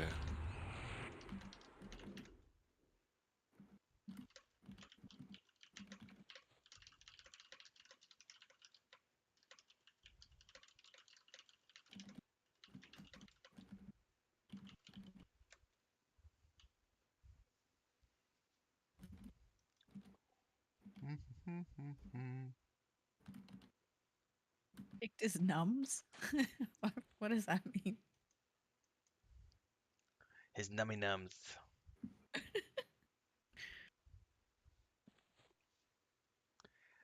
This is the other one I'm watching. I'm going to comment on this one. He says agreeing with it means more or less buying Amazon Prime for some people. But that's the thing, though. Amazon. I hear a lot of people claiming that they're going to cancel their Amazon Prime subscription just because of Rings of Power. And it's like, but they produce so much good television, like The Boys, Jack Reacher, Jack Ryan, The Expanse, Man in the High Castle. Like there are a ton of great shows from Amazon. Just because if they produce 500 shows in a year and 2 of them are bad, I don't personally find that a reason worth canceling Amazon Prime, because there's a lot of other great content that I consume from them. Well, Amazon Prime to me, the video content is a Secondary. secondary. I actually pay for it because Shipping. my family orders a lot of things on Shipping Amazon. is amazing. Next Yeah. day shipping is balls to the walls, man. That's worth its weight in gold.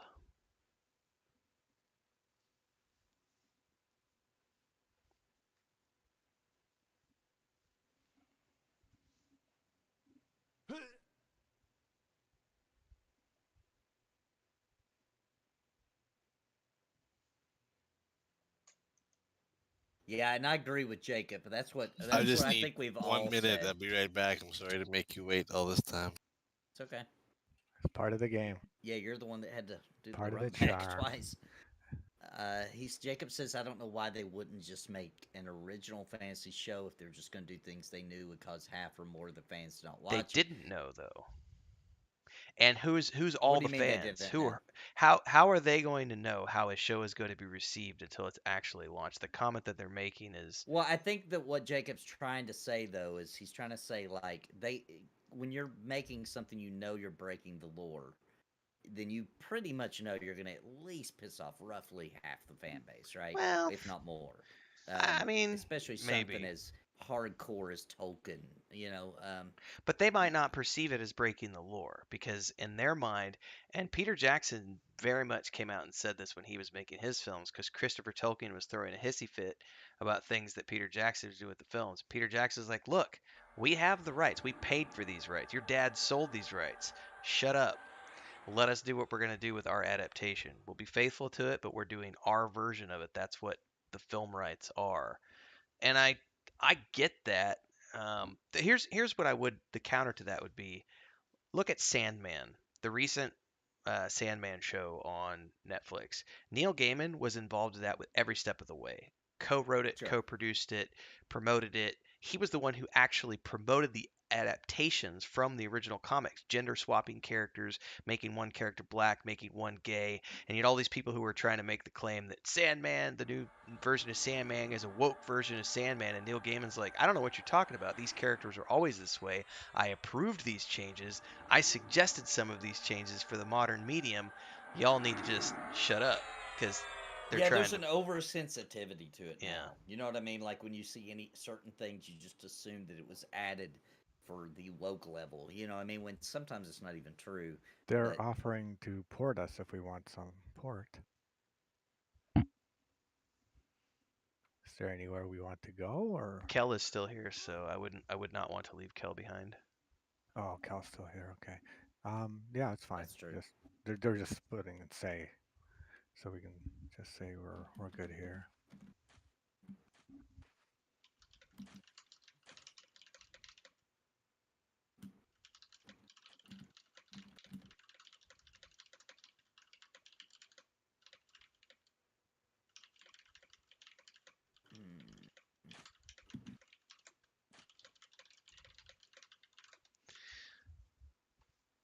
But I would also say that I don't think anyone goes into making an adaptation wanting to piss off the fans. I think there is an understanding that, yeah, you may, not everyone's going to be fully understanding of the changes. But this goes back to what George Lucas talked about a lot when he was like when he made the prequel movies, and everybody came out and like wanted to assassinate George Lucas because of Jar Jar Binks, or when he did a better example of this is when George Lucas did the updated versions of his films, and Han suddenly is shooting first, and you've got a whole, you know, half the fan base are pissed off with George Lucas and want him to die in a fire because you made Han shoot first, and that's not my Han. Hashtag not my Han Solo.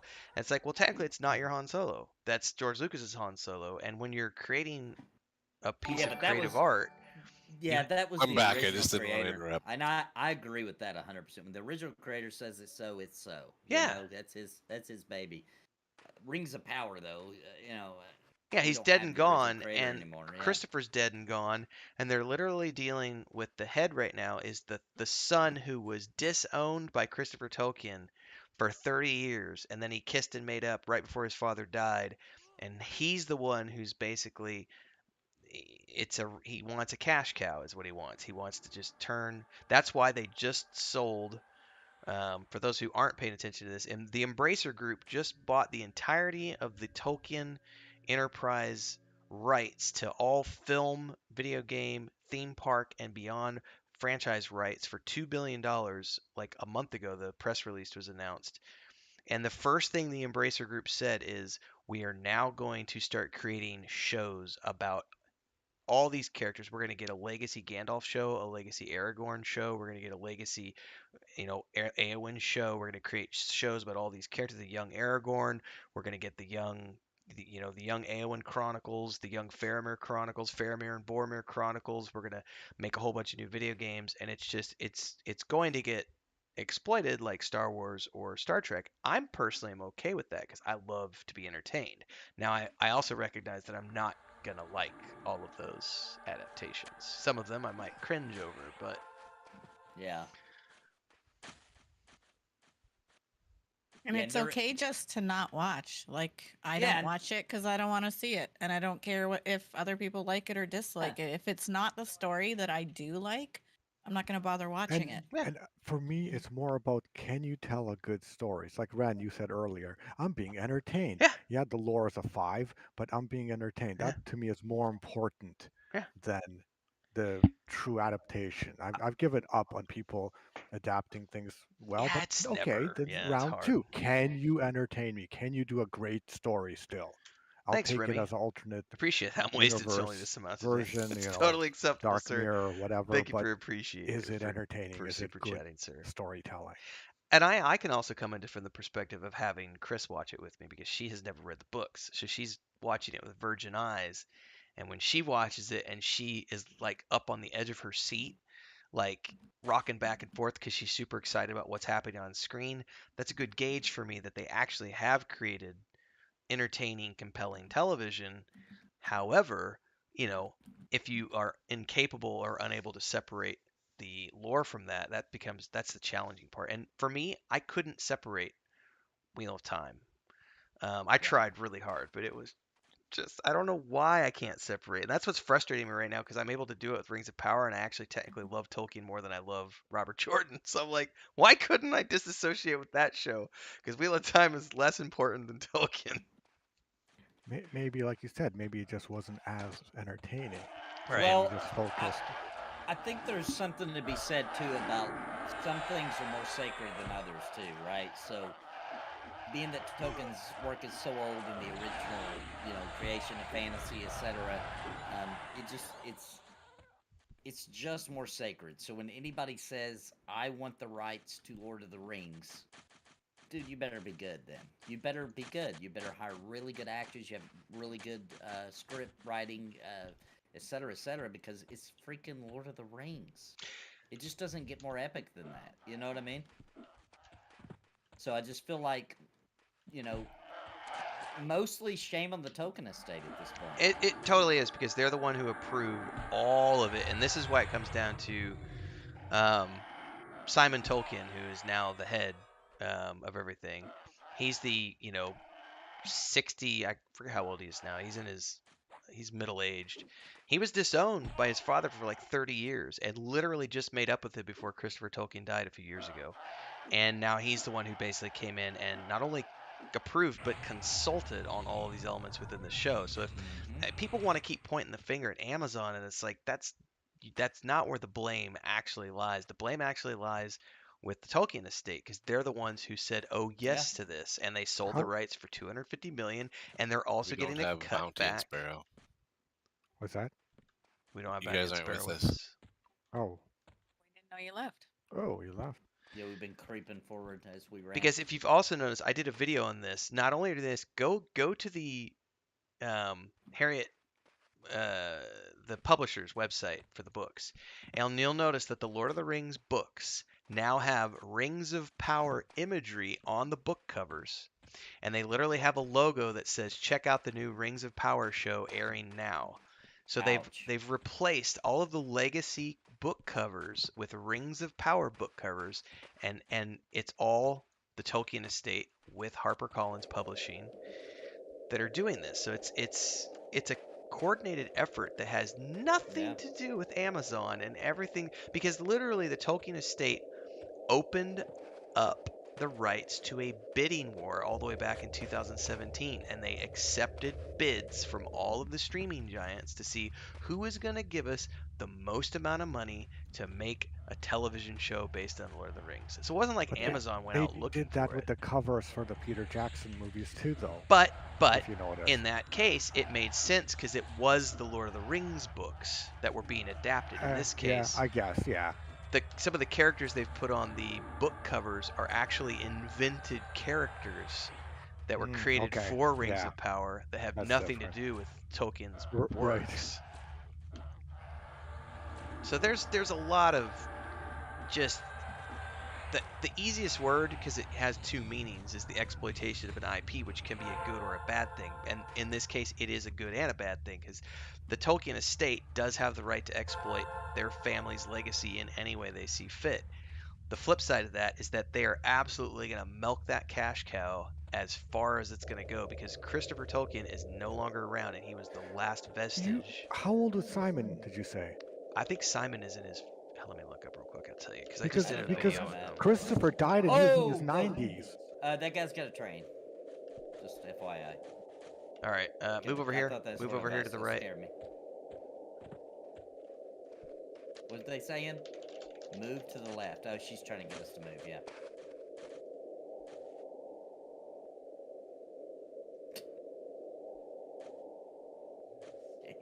Simon Tolkien is 63. Wow, because Christopher was 94 when Yep. he passed. Yep. 30 years apart? Dang. Mostly, it was about 30 years of him being off in California, living apart from the family because because basically Simon supported Peter Jackson during the filming and Christopher did not, and so they had this big falling out leading up to that production and throughout the production and everything else, and then for years afterwards. It might not have been 30 years, but it was over 20. It was only right, in the last couple of years before Christopher Tolkien died that they made up, and he got written back into the inheritance and became Wait, is he the son of Mhm. Christopher? Yep. Okay, I thought they were brothers. That's what was No. messing me up. I'm like, oh my god, 30 years apart. How? No, it's his son. His son. Gotcha. Bounty, when you start to echo, I think it picks you up on Sparrow's mic, and then you're hitting it. You're doubling down because you're both Yeah, lighting he up. gets a sometimes, little yeah. excited. Yeah, settle down. All right, so I'll just shut up. Steve Clover. Where? This one, see how excited you get. Well, I'm playing his game. Oh, so Elliot said something very good, and I want to ping on this. Shadow and Bone is a good example. The Shadow and Bone show on Netflix was exceptionally well done, but you know what? It wasn't a faithful adaptation. They broke the lore in all sorts of ways. They brought characters in from other books that didn't exist in the first book. They messed with the timelines. All of those things are being done in Rings of Power as well, and yet everybody gave Shadow and Bone a pass and said, "Oh, it's an amazing show. We're going to renew it. It's balls out. It's amazing. This is a great show." We didn't get the outrage that you had with Shadow and Bone. Yeah. But Shadow Yeah. and Bone also didn't have a fan base that is the size of the Tolkien fan base. Right. So there definitely was a vocal minority. Or but the length of time. Most people read The Hobbit or started their adventure in the Tolkien universe when they were little kids. So, it's like a timeless classic, so it's more sacred to most people. Okay, nerds, let's get this show on the road. Come on. Yep, let's do this. We're not fishing. Vendini's like, "I'm not a streamer. Shut the fuck up and pull mobs." Right. I've got debt to pay. Yeah, man. Yeah, we gotta catch his dead up. Oh, jeez. Oh, okay, that's a normal. It's a normal situation. It's a normal. There's a better camp we can do, Nathan, if we want to avoid the king. Name some of your major issues. I know I know some of the basics, like the Heartfoot. Already talked about that. Where like I don't really big major issues. I don't really have a problem with the Heartfoots. I look at them as like, if you look at the dialogue for Merry and Pippin, it was pretty cheesy. The dialogue is pretty cheesy for the Heartfoots as well. The biggest issue, and I'm going to be giving away some of the review video this morning, which people should go watch. But one of the things I tease a lot about is there are so many cliches happening in Rings of Power. And an example from episode 3 is Nori is continuing with her little thing about how, but I just feel like the stranger is so important. Like, I just can feel it. I can feel destiny. I can feel like I'm the chosen one and he's important. I feel it. And I'm like, knock it off with the chosen one prophecy bullshit already, because that was never part of Tolkien was never a prophecy story. Not like, say, Wheel of Time, which was a story about prophecy, the prophesied one. And so that's cliche. And I'd say if I had to pick one thing that's annoying me about the Rings of Power show, it's the cliches that they're putting in, which don't actually have a lot to do with the lore of the show. That's more of just bad writing in general. Like the start of this episode when they get picked up by it's the Numenorians if you're a lore person, so spoiler alert. And they're on the boat and they're like, "Where are you taking us?" And the ship captain's all evasive. And he's like, "Well, I'm taking you there." And where's there? And he's like, "Home." And it's like, why don't you just say, "I'm taking you to fucking Numenor"? Like, why are we teasing that? Like, that's a cliche. That's a fantasy writing cliche to, like, you got to hold the suspense, Well, we'll let you know in 30 minutes where you're going. But in the meantime, there's a lot of that cheesiness with the stuff too. Like you mentioned in your video about the whispering in the ear in that first Yeah. episode, and it was So like, that, it's a little eye rolly, at this point. but that in doesn't, writing to do stuff like that. right? That to me doesn't equate to, you know, bad television. It's just Yeah. some poor writing. It could still be entertaining with that. Sure. Lore wise, there's a whole bunch. The big thing which I touched on earlier is the Galadriel character was never a warrior. She never fought in any battles, and here they've given her the commander of the Western Armies title, and she's the scourge of the orcs and all this other stuff, and she's like the Xena warrior princess character. That I didn't care for, but the big thing is I'm sick of hearing her go on about the revenge component, because guess what? Elves don't die. They get to go live on forever in Valinor. So even if her brother had been killed, he's not actually dead. So this whole quest for vengeance makes zero sense from a lore perspective because he's not actually dead. Then there's the whole aspect of, from a theoretical standpoint, where they're at in the lore and the timeline, elves can't actually go back to Valinor without being resurrected first because of the rebellion, essentially. So Gil-galad sending Galadriel back to Valinor as some sort of a reward for services rendered also makes no sense, because that wasn't actually possible because Gil-galad didn't have the power to make that happen. So those are the things I can look at from a lore perspective and say, oh, why are they fucking with this stuff so bad? We got a few. Mm-hmm.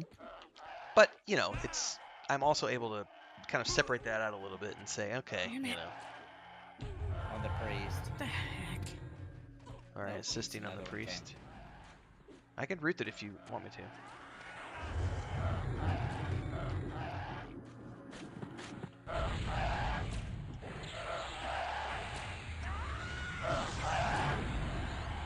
See, I just don't buy that, though, that the people who are like, it's just not good. I can't agree with that, because good and bad Well, that's is subjective. Exactly. That's exactly right. So they can think it's not good. Right, but you can't lay a blanket on it and say it's just... What do you mean? The better wording would be, in my opinion, I find that it's bad. When people make the blanket statement that it's just not good, that's a blanket statement that says it's not good for everybody. And that's not necessarily true. Oh, I've never heard somebody say it's not good for everybody. Oh, but I've definitely heard people say, "Oh, it's really good." That's Nerdrotic and a bunch of other people who are just like, everybody needs to hate this show because it's a steaming pile of shit. Yeah, some people are gonna hate it. Other people are gonna be able to be a little bit, more,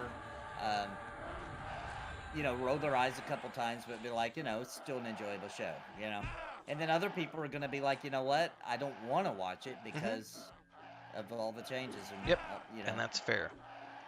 So. But this is gonna be a very split. Big time. Though. The other one that has a lot of people up in arms is Amazon disabled reviews on Prime because of the review bombing, and released it. This was and I've certainly seen this on some of my videos. You've got more so than my Star Wars videos. I've got so much racism happening in the comments of my videos about people who are just making some horrific comments about the actors. One person even said, those actors chose to take on the role. They deserve all the vitriol they get for choosing to break the lore in the way that they did. It's like, dude, they're fucking actors who got paid like they're trying to make a living. Like, what are you on about? They deserve the vitriol they're getting because they chose to break the lore by accepting those characters when they knew those characters never should have been black in the first place. That is racism. No, that's stupid. Yeah. Yeah, that's dumb. No, that's dumb. Who gives a crap about that part? I don't. I don't. And I'll also say that I'm assuming that I don't know their names in this thing. I'm only 2 episodes deep, but that main elf guy, I'm assuming he's one getting it. Yes, him and and the dwarf girl. Yeah, Princess Disa and Arondir the elf. Yeah, Princess Disa. And also Lenny, he's plays Sadok, the old Hobbit dude. Right. Yeah, Neil Gaiman actually has a really good Twitter thread. Who he was getting into it with some people on Twitter over people who were like, "Hobbits were never supposed to be brown skin." And he like pulled a quote from Tolkien that literally says they're brown skin, and someone was like, "Well, they could have just been tan." And he's like, "Well, it literally says right there that they were darker of skin, not that they spent more time in the sun." Like, Golly. Wow. oh, dude, Crinkle just brought up something very good. Like Danny Trejo, I saw this video. Danny Trejo was asked, "Why does Danny Trejo die in all his movies?" And his response was, "Because I'm in a rush to get to the bank." Actors just want to get paid, folks. Like I'm in a rush they to get just to want to get paid.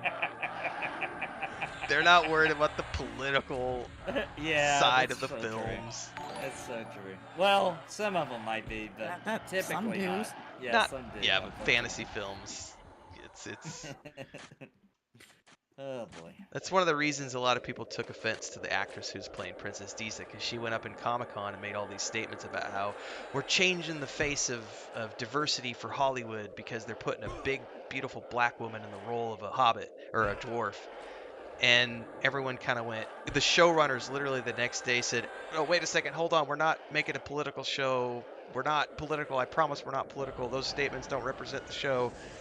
Um, Except didn't they say they're making the show that Tolkien couldn't do because he was a racist in his own time? No, Nah, Amazon no, never no, said no. that. They never said Amazon that. never Amazon. said that. Who said The that? showrunners never said that either. They never said said that? that. That was people said that people put those words in Yes, their mouth. people They put never those- said that. yeah. I heard that on Renfield's No, no, thing, no, no, so- no, no. No.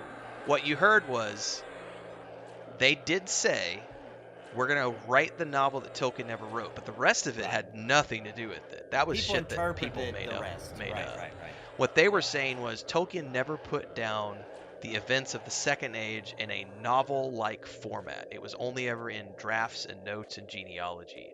So we are creating a narrative in a novel format, which is something that was never done before. That's where they pulled that quote from. And everybody else took that quote and ran with it and used that to say, well, you're just making a modern interpretation to put all your political beliefs in it and force wokeism down our throat and make us have gays and black people. It's been an entertaining ride so I've only far. watched your stuff, so that's where I heard it. I don't never watch it said anywhere that. else. You I've ran never with said that that. though, with that narrative though in your first video. I Yeah, I definitely only watched a commented few. on it.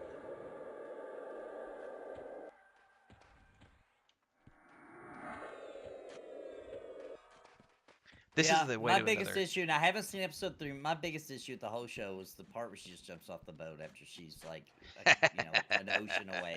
That I actually groaned at that part. But everything else, I rolled a couple of times just because the writing was a little cheesy. But like overall, I was able to enjoy it, and that's how I personally feel. I definitely see why some people wouldn't be able to.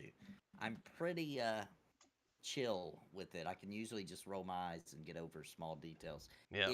What I was worried about turned out not to be the case. I was worried it would look like a modern version of the characters, as in like they would have perfectly clean clothes and like look like they just took a bath every 5 minutes. You know what I mean? Like I like the way the movies did it, where they look dirty and grimy, because that's how I always expected things. That's to where look, Game of Thrones excels, is the gritty realism of what it looks and feels like to be in a fantasy world. Yes. Because that was one of the complaints about Wheel of Time, was everything looked pristine. Same thing with the Shannara Chronicles. It was like pristine. Everyone looked like a 10 out of 10 on the beauty scale, and they're perfectly thin, and there was no fat people and no ugly people, and makeup was perfect, and right. Everything was perfectly, and like the buildings often looked like the sets had been built the day before on Wheel of Time, whereas I think they've done a good job with the sets, especially the Harfoot sets. Look very well done, and also the medieval villages in the Southlands. And Numenor, like today, that's one of the things in my review, is Numenor is one of the coolest looking things I've seen on film, or in a TV show. Not to sidetrack, but there's a nook to the left up here, Nathan, where there's like a named back in there, and like a stone you got to click to get to them, and then there's mobs through the door as well. And then where we're sitting, the mobs we just pulled spawn. So, Okay. getting out of here is a little bit chaotic, but we just basically this, where we just there's also there's two cubbies. There's that cubby, there's this cubby, and there's the door right there. Okay, I'm gonna grab a size goblin. And we should probably just hold here since we can see the door behind us.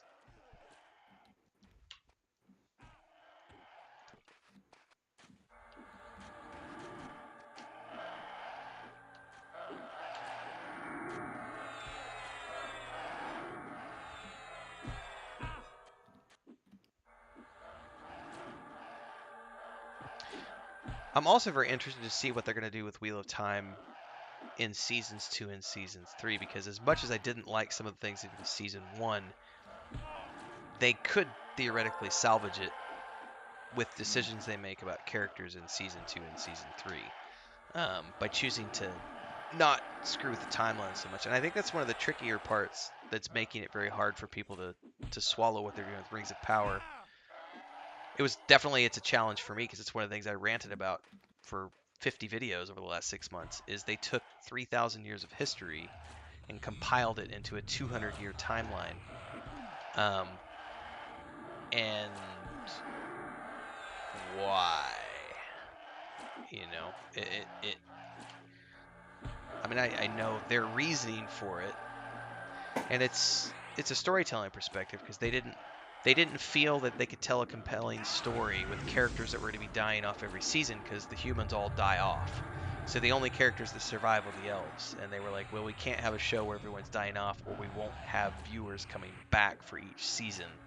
And if you're looking at it from the perspective of making a profitable television show, you need to have a returning cast of characters who come back season after season, because you're getting people to invest in the characters of the show. So I or get else it. you end up with Walking Dead syndrome. I was right? gonna say Walking Dead. Yep. Yeah. Yep. Like I really liked that show, and I was a fan of the comics. And at first, it was pretty freaking almost frame for frame, like at least the first episode by the comic, and that was super impressive. But I never expected them to be able to continue at that pace. And some of the changes, I was like, I don't really understand why they did that. Some of them I did understand, because I was like, okay, for TV, because that was on AMC, it was on actual TV. I was like, yeah, you can't show that scene. And then they showed scenes I didn't think they would, like, the smashing of Glenn's head in. I did not expect that to be shown as brutally as it was. But then the Carl changes and the Negan changes, and then the final was when they took the main character and just took him out of the show. I was like, all right, I'm done. All right, Rick's gone. I'm done. I'm gone. Like, that's it. And I haven't watched it since. Good comment going off in your chat. So this was the year. Brandon Sanderson has some really great videos out about this. He's like, this is the year that Hollywood came knocking after he did that $50 million Kickstarter. And yeah, there's a Mistborn adaptation coming. And the best part is that Brandon Sanderson is in a position where he doesn't need the money, so he gets to retain all the creative control, much like Neil Gaiman and Stephen King. And I feel like all of the adaptations we've ever seen about Stephen King's works or Neil Gaiman's works, the author has been involved with those, and we've seen adaptations that were fairly good across the board because they've had the authors involved along the way. Yeah. And Sanderson is going to be working right in the trenches with everybody. So I have no doubt that a Mistborn adaptation is going to be awesome. Yeah, it should, especially since he's already had round one of Wheel of Time, and he sees what worked, what didn't work, Yes. all that stuff. So this won't be his first rodeo. Also worth noting is that Brandon Sanderson was very much against many of the changes that were made. And he said, I believe his Reddit post was the one that I read when I chuckled. That's a good way to see. He said, I just have to consider the TV show to be another revolution of the wheel, and I just have to separate myself and divorce myself from what I know of Wheel of Time, because this is not going to be it. And I went, that's a very fair way to look at it. Then you can't be upset at people that don't want to watch it just because they don't want to see another iteration. They enjoy the one that they have. Yeah, especially since they were marketing as if it was going to be based on the books, not an iteration. Yep. That's the trigger point for a lot of people with Rings of Power, because when we first heard about it, they said, oh, we're doing the Second Age. And then we got the first trailer, and it was like, oh, no, you're not doing the Second Age. And then they changed it in the final trailer to say, based on the works of J.R.R. Tolkien, Yeah. as opposed Right. to actually Mhm. being the second age that everyone thought they were getting. And that's one of the trigger points for a lot of people. I had somebody who said the other day, like, Amazon should be sued for fraud. And it did make me chuckle because that's a little excessive. But some people feel that way. Like, Yeah. Yeah, I it was just lied made me to. go from interested to disinterested. Mm, One I'd want to see, the other one I don't care. mhm. I know a lot of people feel that way about Star Wars. Somebody in your chat earlier said Sure. they hated Picard, Nathan. I loved Picard. I Yeah, I thought saw that, Picard was yep. great. And I've actually enjoyed all of the Star Trek stuff that's come out. But I'm also in the weird camp of I've loved all of the Star Wars stuff that's come out. My brother and I I've been love Obi-Wan Kenobi, and a lot of people were like, "No!" I could have gotten over all the stuff from the mainline movies, except for that they, you know, I don't even know if I'm allowed to say. Am I allowed to do a little spoiler from Yeah. the very first one? Is that okay Star these Wars? days? Yeah. Dude, it's been 10 years Surely. ago. Yeah. Okay. All right. They killed off Han Solo too quick, dude. You had the whole original cast together. Now it's impossible because Carrie Fisher has passed Yeah. away. Yeah. And you didn't even put them in one scene together. It's a freaking crime, dude. Yeah, It's a freaking yeah. crime. And he I- got I a agree. massive paycheck compared to the other Massive. two. Massive. Yeah. It's Yeah, like he it got, was insane. 20 million to their 1 million, and yet Yeah. shared Yeah. no scenes, and he got the ending he always wanted for his character. Yep. Yep. Yep. Yeah. I guarantee that was a stipulation of his contract. Where y'all come back for 20 million and my character dies. Like, Yep. it's the only way you get me back. I think he did. Yeah, that's too bad. Yeah, and I am with Life Orion on this one. If they would have just detached themselves from the IP, I feel like they could have avoided almost all of the hate they're getting. Almost. Well, I mean, the biggest risk with doing an original IP is then you get a scenario like Defiance. Because we were talking about this show the other day. Defiance was a very good original IP for the Sci-Fi Channel that had an associated MMORPG alongside of it, and they were doing some very, very innovative things with storytelling. That is somebody else's train. Yeah, that's not ours. Oh, geez. And he I fucking. did not pull those. Oh no! They came from another direction than Can I you came. AoE those, or should we run? Yeah, maybe. Let me Okay. try. There's more They're- coming, guys. They're not high level, so Okay, there's some. Okay, maybe those aren't gonna come. okay. Yeah, we might be all right. I'm on the Yeah. priest, by the All way. right, I'm assisting. Missing that bounty. Trying to. He shouted train right as he died. Alright, I'm just going into nuke mode here. But going back to the Defiance thing, it's a very risky venture trying to create an original IP because you're not going to have a built-in fan base for it. So, from a monetary standpoint, it's much better to just adapt something. But see, my opinion is I agree with you. That's 100% true. But I feel like you have to accept responsibilities if you decide to do that. You got to accept the fan base and what they expect, their expectations. And no, there's no way they didn't know that fan base is super picky and super easy to ruffle because look at the movies. Mm-hmm. People got, oh my gosh, I thought people were gonna actually blow a gasket on those movies when they first were, being made and released, etc. Whereas I genuinely enjoyed those at the time. I did. I thought they were great.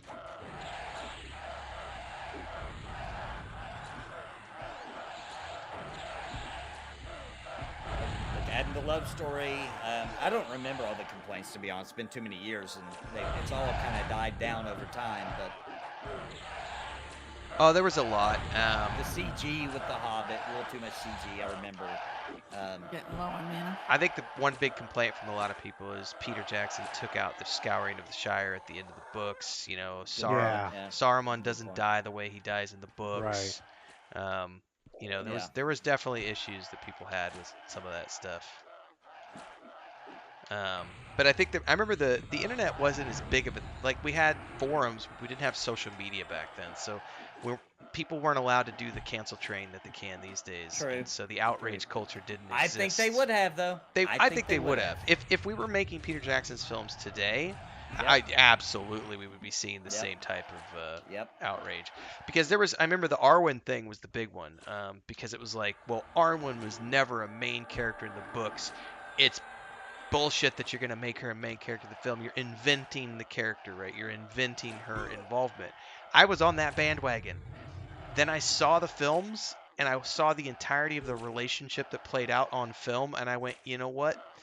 I actually approve of the producer's decisions to put a romance into this film. It's a good movie. It's a good movie. It's good right? storytelling. It was It's good entertainment, good entertainment. story. Hey, it had me a little shook I up, to be cry honest. every freaking Yeah. time Had Elrond me shook up. Dude, Elrond, when he shows up at the end of Return of the King and he's giving his daughter to Aragorn and he's seen her shed her immortality, and Yeah. Hugo Weaving's face in that scene, that man is an Yeah. actor of the highest caliber. Love that guy. And Yep. I cry every time that scene happens, and Aragorn just grabs her and gives her a big old slobby kiss right in front of everyone, because it's like it's this moment of like finally we could be together, and it's just I was rewarded for being willing to put aside my hatred.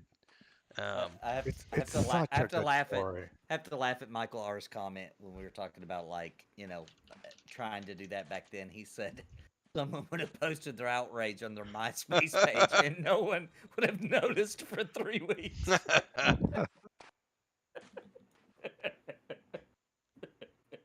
Yeah. So true. Their MySpace page. I did have a MySpace page for about 2 weeks did back in the too. day. Pop. I had a big one. We ran a we turned the MySpace page into a business back then. I think I got into MySpace right before Facebook came out, so I immediately jumped on the Facebook bandwagon. That was my first social media. It was Facebook and then Twitter, way back in the day. And then I made a living as a blogger for a long time, which is a weird thing to think about because my original YouTube channel was never more than a documentation. It was where I just stored my videos because blogging was the way to make a living, 12, 15 years ago. Yeah.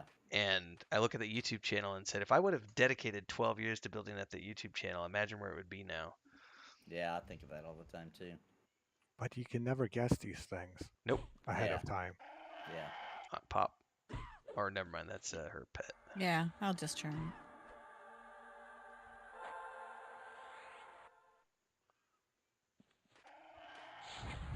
That is a Pop right there. Yeah. I'm coming back at 2, I think.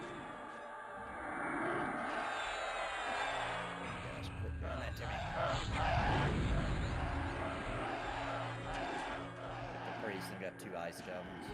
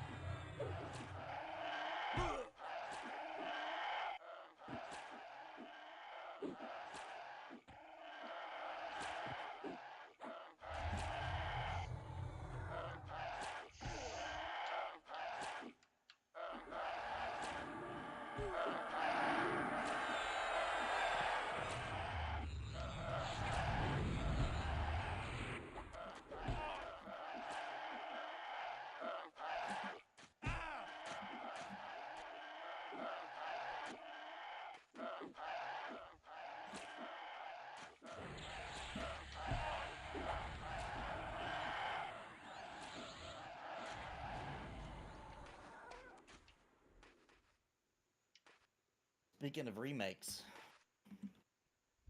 somebody needs to remake this game. That'd be too niche. Somebody that's not. It would be Daybreak. too niche, yeah.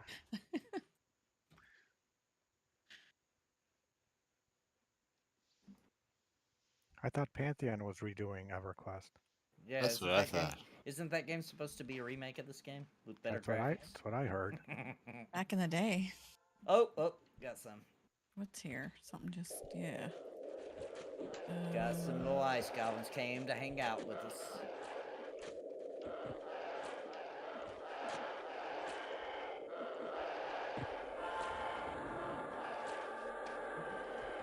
Oh, you got an. Whoa. Was that a pop? Maybe. I might have body pulled him from my sit. I think you're good.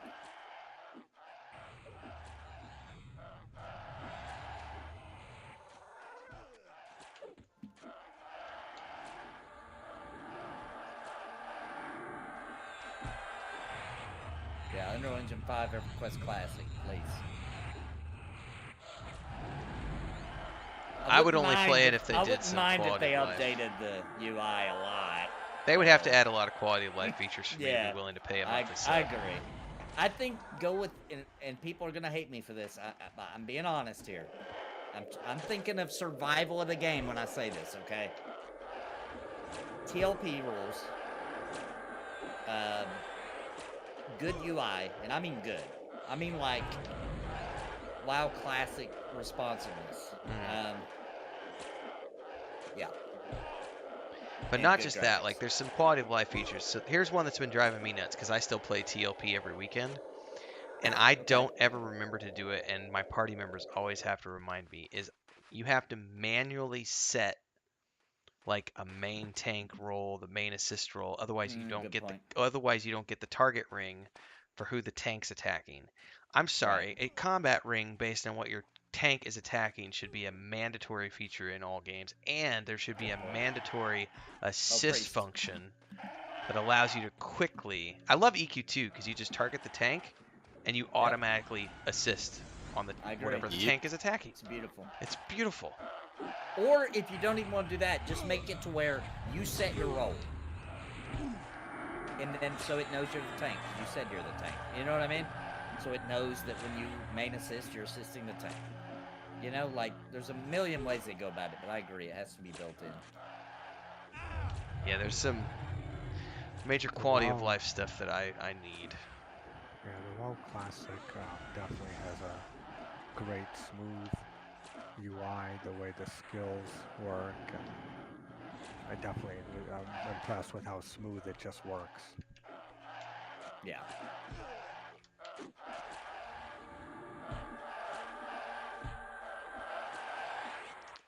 I got resisted on the snares. Got him.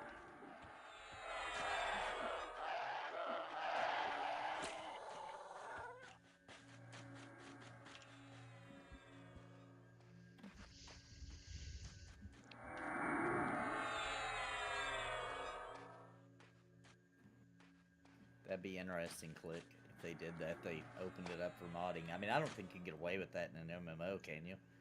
That would be a disaster, wouldn't it? Yeah, that's yeah, that's tricky. I mean, all you just look at Red Dead Redemption 2 and the aftermarket mods for that game. I see some ridiculous TikTok videos. I haven't seen any.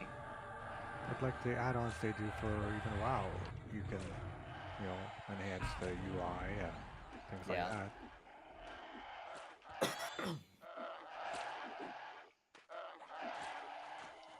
By the way, are we good for EQ2 tomorrow afternoon? Yep. All right, cool. I think so, yep. That's actually my problem. One of my problems with WoW is that you need add-ons to play it. I know you don't need them, but you need them. Come on, let's be real. You need them. So you need. Yeah, Questy was kind of mandatory for me. I'll tell you which one I resisted for a long time because I was like, I'm not going to put any add-ons. Questy's the only one. And then 2 weeks ago, I installed Bagnon finally, and holy shit, was that a game changer. I gotta get that one. I don't have auto sorting of my bags like they do in Lotro, and it puts all my bags into one big box instead of having multiple bags. You can see your bank even on the fly. You can see your alt gear and your alt bank, and I was like, oh my god, this is amazing. Yeah, that does sound good. Hey, I gotta go AFK for just a second. My wife accidentally locked herself out of the house. Yep. I'll be right back. That Bagnon, man, I resisted for a long time, but it was definitely worth it. It's really annoying because from a crafting perspective, when you're trying to do harvesting and crafting, the default bags just don't work very well, and you can't. There's no sorting feature. I think that's what sold me on that add-on was the sorting feature because I could just click a button and it just goes and sorts my entire inventory. No thought process behind it. I can blame Ross for that one because he bugged me on my live streams for like 3 months straight every freaking day. Dude, where's your Bagnon? Get Bagnon. Come on, man, get Bagnon.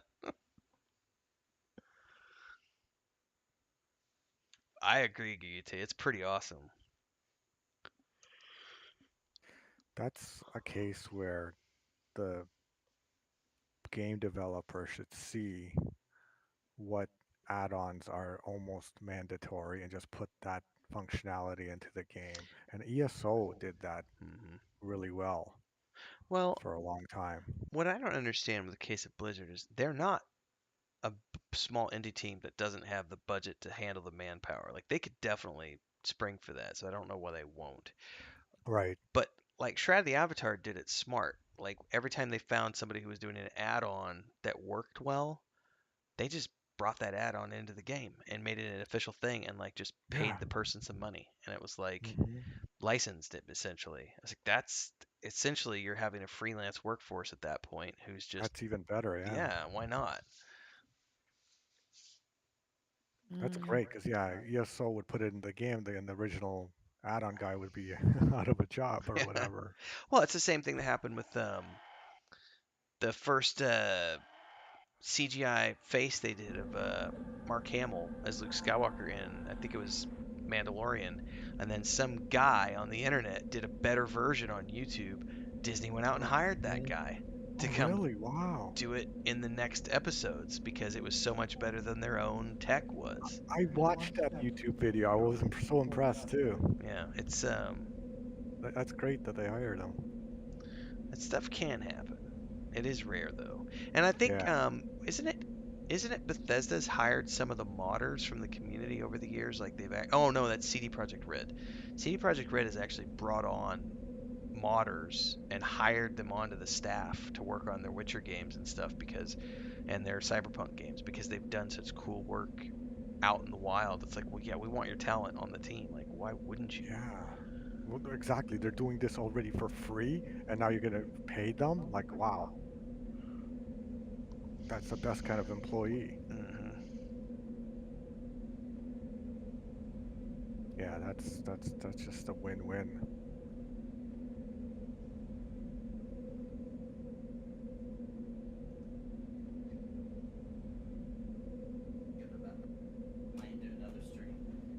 I'm so close to dinging. Yeah, I probably won't because I've got Crunch Bunny. Okay, I'm back. Welcome back. So why did you lock your wife out of the house? I don't know how she got locked out. I didn't ask. Hey, I have a question too, Nathan. Because is she having fun? Is she addicted yet?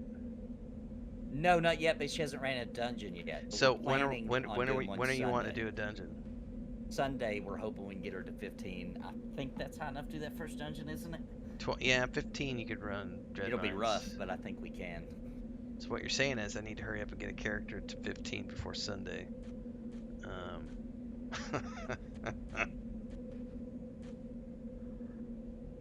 Well, hopefully she. It's awesome. It really is. It's a good introduction too. She will get addicted once she starts doing dungeons, no doubt. No doubt. She doesn't. I thought she liked questing. Turns out she doesn't. She just wants to go kill mobs and heal dungeons. Yeah, I guess so. All right. Sounds legit. Well, at least she can't drown in WoW. Yeah. She had no problem swimming. You can drown in WoW. You can drown in WoW. You can, but with the fatigue. It's not as easy as it is to get stuck in water. Yeah, you don't need the page up button. Right, or switch to first person. Oh, Christina's first drowning experience was in World of Warcraft and traumatized her So she didn't want to do any water content in EverQuest 2. Yep. So Water is legit, that fear of drowning. Oh, yeah. I have that fear in real life. I do not like boats. Yeah, I'm afraid of heights and water, Yep, so yep. flying over water is not good. So how bad is your fear of heights, Bounty? Because it's pretty paralyzing. Okay, so you get locked up. Okay, Yeah. I'm not the only one. So Chris and I were out when we went to Spain, and we were on the coast of Mediterranean, and I wanted to go get some shots, and it was probably 150-foot drop off, right down to the Mediterranean below us. But the way the cliff was it cut back underneath us. I hear train. Train, yeah. It angled back. Oh boy. What are we gonna do? If you can AoE that guy's dead. Yeah, we got these. These are the lobies. Alright, I'm on the priest.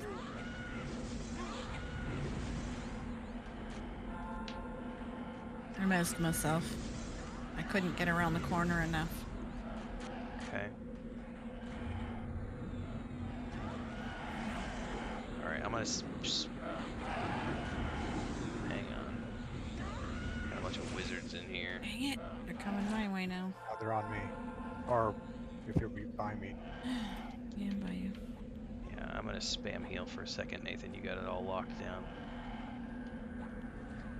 Anyway, I went up to get pictures, and I knew of my fear of heights, so I got on my hands and knees and like eased my way up to the edge of the cliff, and I legit like locked up at the edge of the cliff on my belly and had to like hand the camera back to Chris and like ease my way back.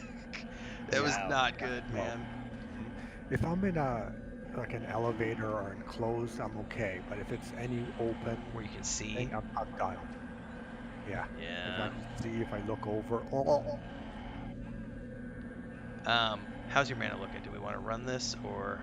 I got 40%. We should move it. If we can get him AoE locked, we should move. Run? Yes. Because I'm seeing these are taking way too long to kill. Let's run. Why is this door not opening? Oh, I'm so? opening the wrong one. This one. Oh yeah, there's a lot of This way, guys. Come on. But that priest is almost dead. Okay, we got him. Ah. Going left here. Everybody with me? Mm-hmm. Yep. I am rooted. Keep running. You good? Yep. Go. Fight him? No, you're good. Just go. Spin around, round. Shoot, I got turned around. Crap. Okay. Now which I'm out. way? Okay. You just keep following this? Yep. Yeah, I see where I'm at, I think. Okay. Did I just go? Oh, okay. No, that is the right way. Okay. Yep. Come this way. Is Vendini with us or he gets stuck? I'm out. Okay, good deal. All good. Everybody's zoning. There's bounty. Cool. So it's nice to know that none of those trains have been ours, except for that first one. I'm literally like 99.9999% into my level. We'll get it. Yeah. How many times have these guys died training out tonight? Yeah. Right. Let me heal you guys up.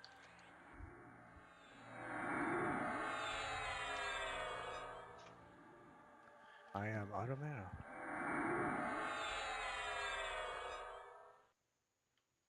Crit resists on Lul, and those gel rooms aggro through the walls like crazy. So yeah, I've been a nervous flyer for years. It was the hardest part of my day job was traveling for a living because the fear of deep water combined with fear of heights.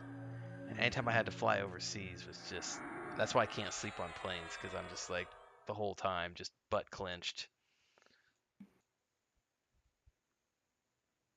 Again, because even though if I'm in an airplane and it's around me and I'm not looking out the window and I can't see, I'm okay. It's not so bad. It's only if I only see the distance, if I see the drop, if I see the That's what I paralyze. I find some comfort in it because the way I look at it is there are way worse ways to die. You know? I don't know, man. Smashing into the ground, you know? There's way worse. Drowning. Drowning would be pretty bad. Yeah, I would not like that. Drowning or bleeding out in the cold, like in the snow. That would be awful. I tell you what's probably the worst way to go is getting eaten alive by a grizzly. Yeah, that wouldn't be. Yeah, that wouldn't be a good way to go. That's yeah, because they don't like kill you. They're no, just that's eating you. So you alive. Joe Rogan was talking about. He's like, they just hold you down like a piece of salmon and they just gnaw chunks off you, and it's like, it's happened to multiple people now where they've been out recording stuff in nature and gotten eaten, and I'm just like, that is a horrific way to go. Yeah. At least with a wolf, you know, they're gonna take you out before they eat you. They take your throat out. Yeah, same thing with a lion. But a grizzly bear is an omnivore, so it's just like, oh, you're a plant. Let me pull this part off. Let me pull that part off, and nibble a little bit of these yummy intestine plants out of you. You know. Because that's what both those creatures tend to do. They go for the soft parts, like your belly. Pretty bad.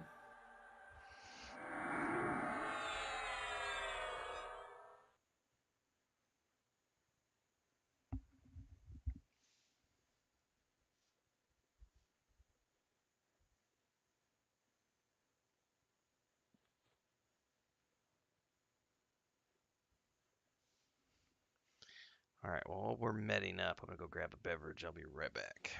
All right.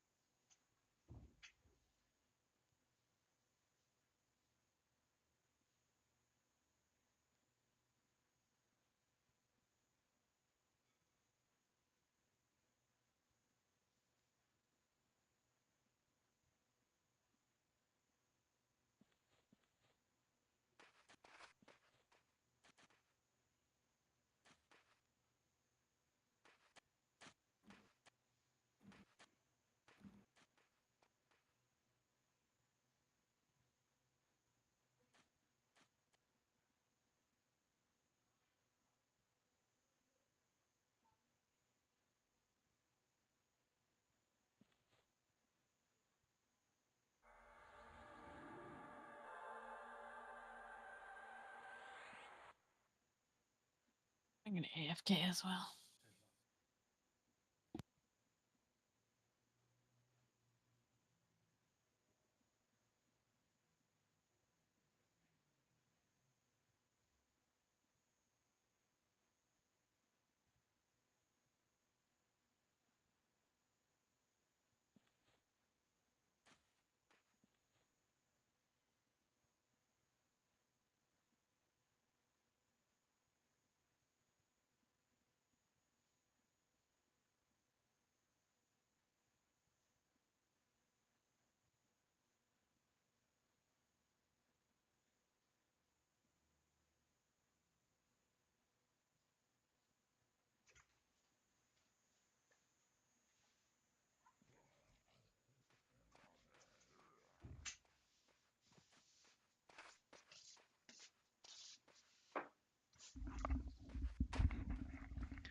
All right, has returned. Yugi says Blizzard used to be great at that. They stole the best parts of so many other MMOs. They did. Refined them and made them better. What did I miss? Nothing. None. Only a giant coming in to eat us. I hear him stomping around. Oh, he just died. That's a death. That's a death one. Was that him dying? Yep, he's dead. That is my. By Tico Biddies. Tico.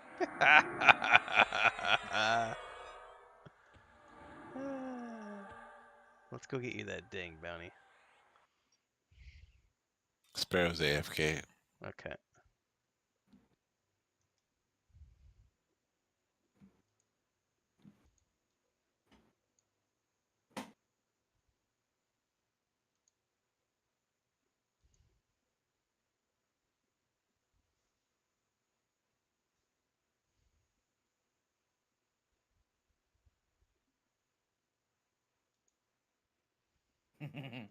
Huge tracts of land. Huge tracts of land.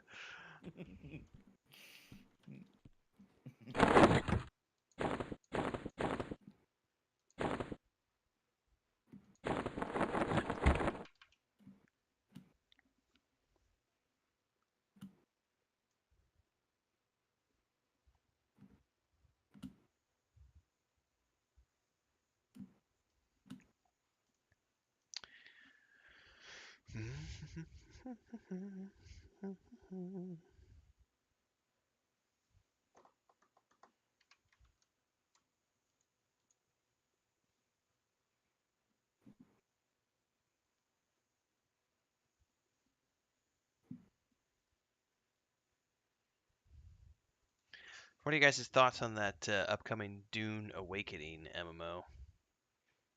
I don't have high hopes, to be honest, and I'm doing that on purpose because if it's cool, that'd be awesome. But I don't want to invest any emotional. It's a good way to look at it. You know what I mean? That's how I'm doing my Fractured Online too, or I didn't mean part two. I meant as well. I really doubt I'll like that game though, just simply because, like, long term. I mean, I may enjoy it and be able to have some fun with it, but bird's eye view and MMOs, like we talked about. Yeah, before, I can't. And and that's my concern with the Dune Awakening is that it's survival and PvP, both things that I don't enjoy. And it's like, but it's Dune. Like, it might be some fun content though. That's the way that's what I'm thinking. It may be some fun content to play and run around and whatever. Get a few weeks of enjoyment out of it. Yeah. And same thing with the new New World expansion. I think I'll get some good content out of it and have fun for a while. When is that coming out? I don't remember. Not too long though. And do you have to be at the cap to take a part of it? Because I left my character like level 33. So not necessarily. Now I don't know all the details because it's not something I'm following religiously or anything. But what I do know is they're changing some old world content to be pretty cool. Like a couple of those towns where they all look the same. They put storylines and lore into it, and now they're really cool looking. Like one's a big castle and it has this Camelot-esque storyline. Nice. So they're adding. It's not just a new place. They're also adding additional content to the original game to make it more enjoyable. So I don't know if you can go straight there for some. I don't know, but I do know that. I could totally play that again if they got rid of some of the grindy stuff that I didn't like before. Yeah, well, that was one of their concerns that supposedly this is going to help fix is the experience leveling up. Period, not just new area, but just the way that. Yeah, Maduros is saying in chat that they're revamping the 1 to 30 experience essentially. There you go. Yeah, which is what needed it. Right. Okay. The dungeons are really good. They are good. Like, the mechanics are fun. The mechanics, yes.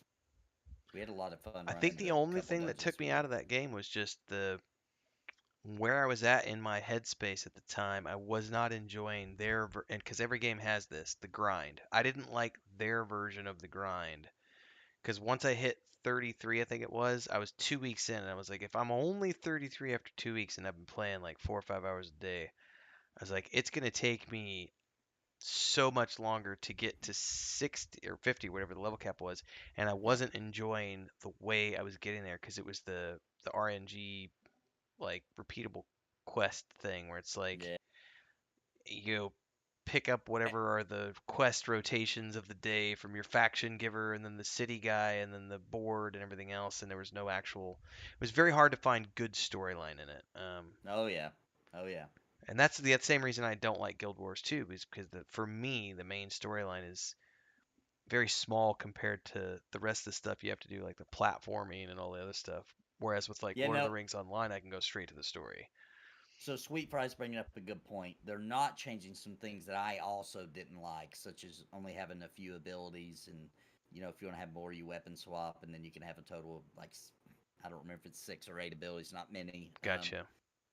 So that's staying, which I just don't understand that philosophy unless you're a console game, which I would argue that's not even necessary anymore. Final Fantasy 14 and the World of Warcraft Classic, what's it called?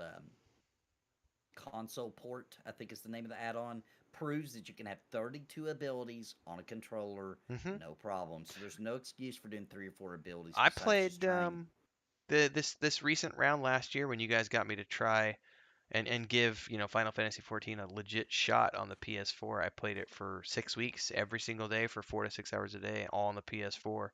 No problems on the controller. Yeah, I played on the controller. My wife rated, you know, up until I don't forget what expansion, the 3rd or 4th expansion, she was cutting edge, doing the newest raids as they were relevant. Not world firsting, but not far from it. They almost got a server first a couple times. Cutting edge, and she was playing the controller. Like, it was totally valid, which is nuts, because that's a game where you have 32 abilities you gotta use, you know? I thought the fight was off, Click, because Kazmat failed his way in. I thought the fight was off.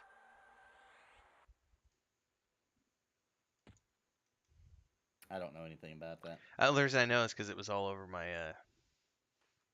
my feed today when I was going through a couple hours ago. So that's going to be on at the same time as Cringe Pony. That's great. Just perfect. It's a season finale, guys. Second screen content. It's a good one. I wish I could stay up late. I really do wish I could stay up late and watch you. Yeah, because it's fun with the chat. It really is like a totally different experience. If I didn't have to get up at 3 o'clock in the frickin' morning every day, I'd do it. Although on Saturdays I don't have to get up till 6. I'm sleeping in on Saturdays and Sundays, and I'm telling you what, yesterday it caught up with me because I slept from 8:30 to 10:30 in the morning, and then came back, took another nap from like 12:30 to 2:30. You guys ready to kill some stuff? I'm fast all of a sudden. Fast as fuck, boy. They just don't sit. Oh. He doesn't like the sit. He doesn't come unless you sit. I'll just make him mine. There you go.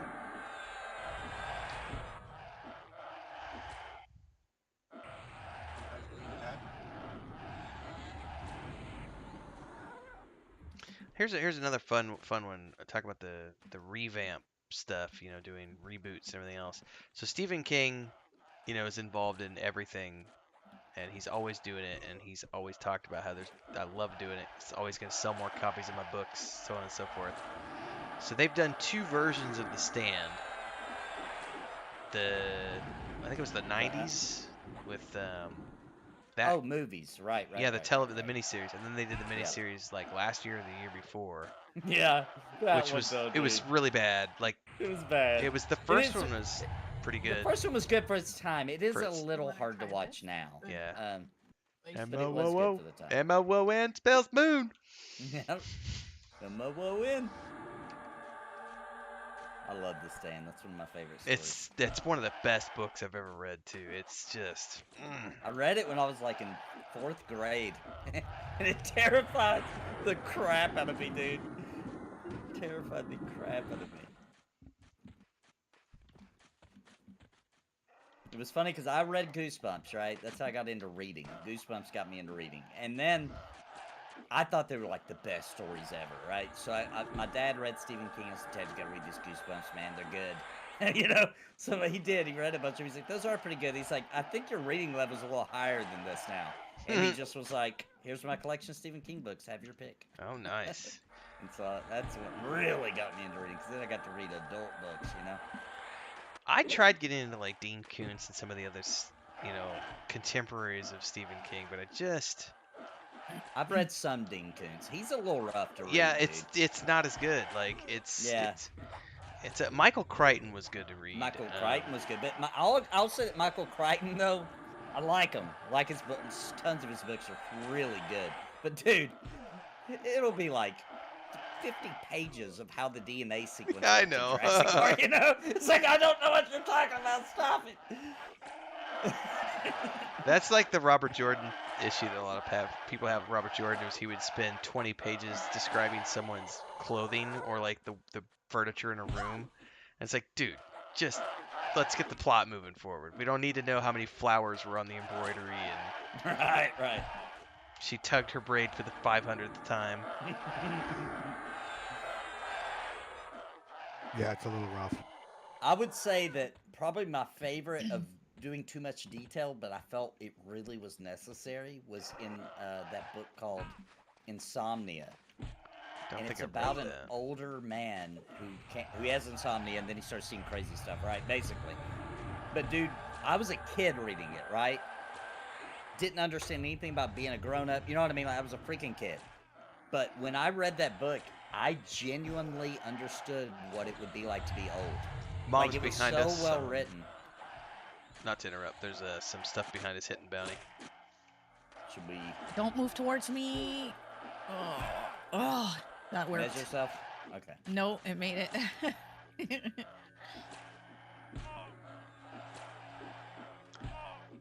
Also like Insomnia because good luck making that into a movie. Well. Way too Have crazy. you not watched? Oh man, why am I blanking on the name of the movie now? Give me 2 seconds. I gotta look it up.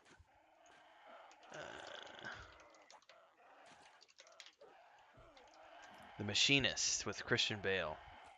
That was a really good movie. Because that's essentially an Insomnia movie, but not the same, you know. Yeah.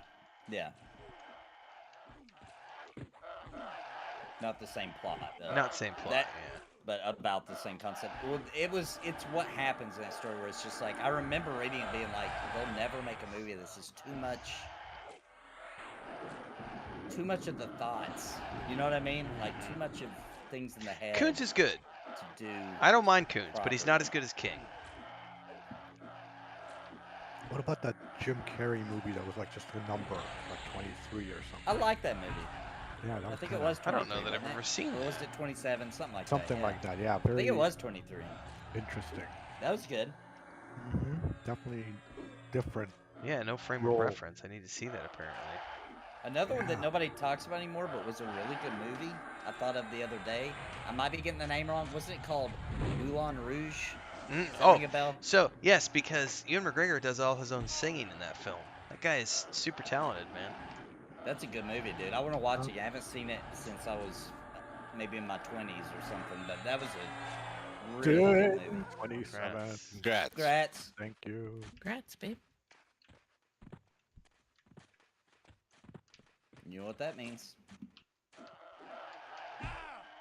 Car insurance drop.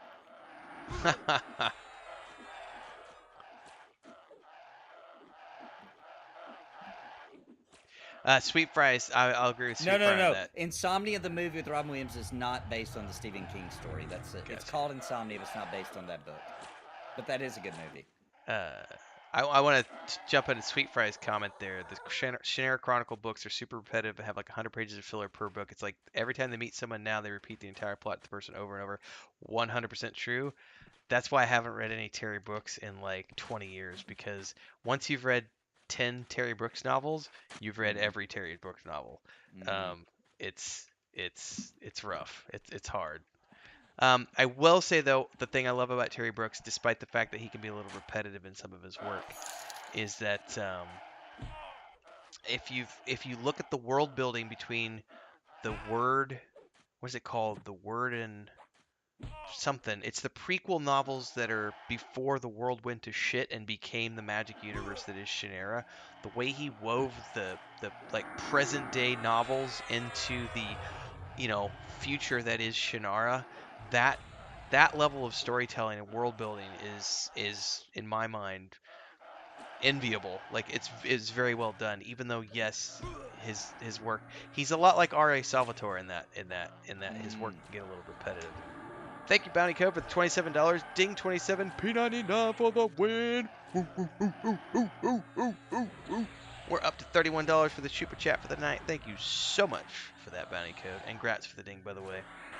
Anybody else watching?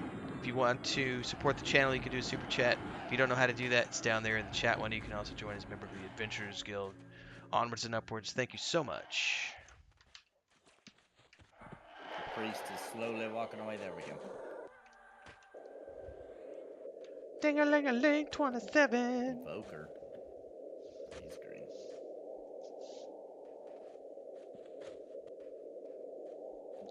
Oh, someone's talking about Raymond Feist. So Feist is another interesting, because he's done that with the Rift 4 books. I like some of them, but if you've read one Rift War Saga trilogy, you've read all of his Rift War trilogies. They just have different character names throughout. It's like the same plot, you mean? Sometimes it gets a little repetitive, but man, they're also he does entertaining characters, and Pug the Magician is a badass, and my favorite was the Serpentware Saga. Personally, I think the Serpentware Saga is great because you get a guy who's a blacksmith, and his buddy's kind of a skeevy like thief, and they grow up together and go into the military and get into the service and come up together and end up becoming very important figures by the end of it. But Feist is very interesting because he's another one of the authors who like Tad Williams has never had a major film done, and he's sold his rights multiple times over the years, but nothing has ever come about it. And he sold the rights again to the Rift War Saga like about a year or two ago, and he's very hopeful that it's going to actually produce something before he passes. But he's also an elderly fellow now. He's in his mid to late 70s now. Raymond Feist, that is. And then I watch Tad Williams a lot because Tad Williams does live readings of all his stuff on his Facebook page like once a week. And I love Tad Williams as a writer. I think he's definitely one of the people who inspired me to become a writer, and he's one of the styles that I really appreciate. Yeah, cool guy too. Oh, he's a cool guy, and his Bobby Dollar series, is really fun. But just like if you've never read the Outland, the Otherworld series, highly recommend it. I mean, yeah, the Memory, Sorrow, and Thorn is the one that he's most famous for, but his steampunk cyberpunk series is really good.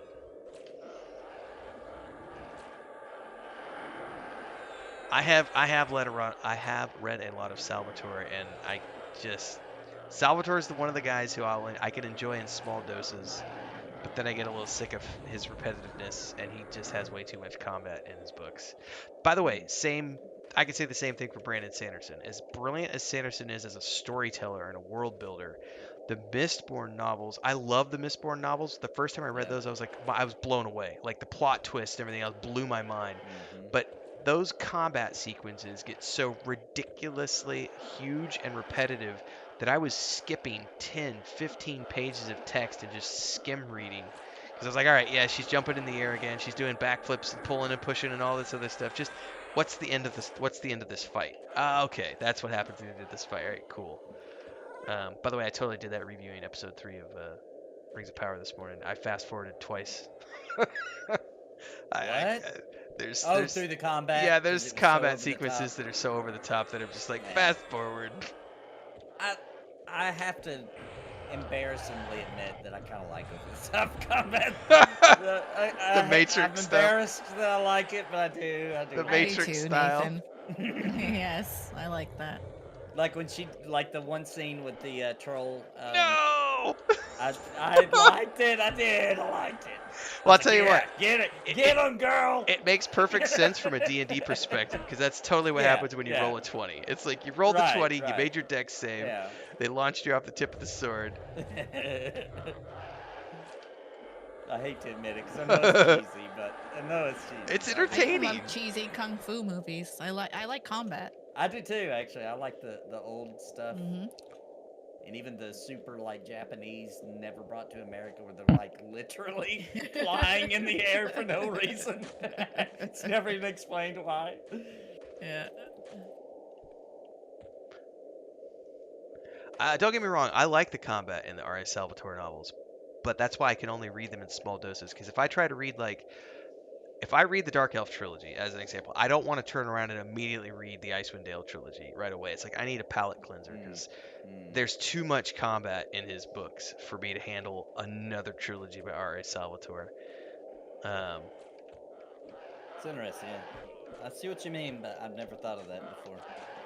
It's like Way of Kings, the combat, reading that is so good. That's my favorite book, though, Way of Kings. I've heard nothing but good stuff about it. Babylonia says, "I'm with Nathan Stiller." I don't mind the combat sequences, but I definitely fast forward through it because it's like the Matrix style stuff. I'm a slow reader, so it took me a while to get through. I don't mind it, but it's not my favorite. Halfway through, I couldn't put it down. Nice.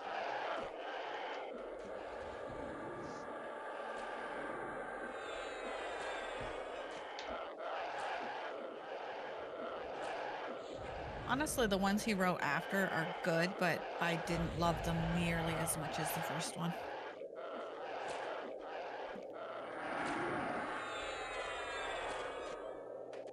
Way of Kings. Well, it's absolutely amazing. It does take, there's a lot of world building that goes on in the first third of the book. A lot. A lot. So if that bothers you, might not be, but... Is it interesting, though? Or is it... To me, it Yeah, is. but To me, it is. a lot, it's slower than you would expect, maybe. Yeah. Or but not then, like Bounty said, you get like halfway into the book, you cannot put it down. It's so good. And I'm assuming that the world building is absolutely necessary. Yes. Oh, Yes. it's very foreign. Sanderson is meticulous. That's like he has done some amazing courses for writers on just world building. He is definitely like, I think we had I forget who I was talking about this the other day. Like, when people looked at his Kickstarter, it was like he did, millions and millions and tens of millions of dollars, right, for these spec books that he wrote during the quarantine. And a lot of people looked at that and went, oh yeah, he just, he got there because he's a published author and he would have been able to get there if he wasn't a published famous author. It's like, yeah, but the reason he got there in the first place was because he was good enough to pick up Robert Jordan's mantle, because Harriet had read his Mistborn novels and went, oh my god, this kid's got what it takes. And yes, good editors and a good production team can help you refine and polish your work. I don't have an editor. I would kill to have an editor. And so, but Sanderson is like the perfect storm of someone who has a brilliant mind. He's a super talented writer. He's highly productive and can write like 10,000 words a day, when the rest of us mere mortals are like, yeah, I'm lucky if I can get 2,000 or 3,000 words a day in. A robot. Yeah, he's like a robot. But he has a team that allows him to be able to do that. And that's the great editing team and a production team and personal assistants and all these other things.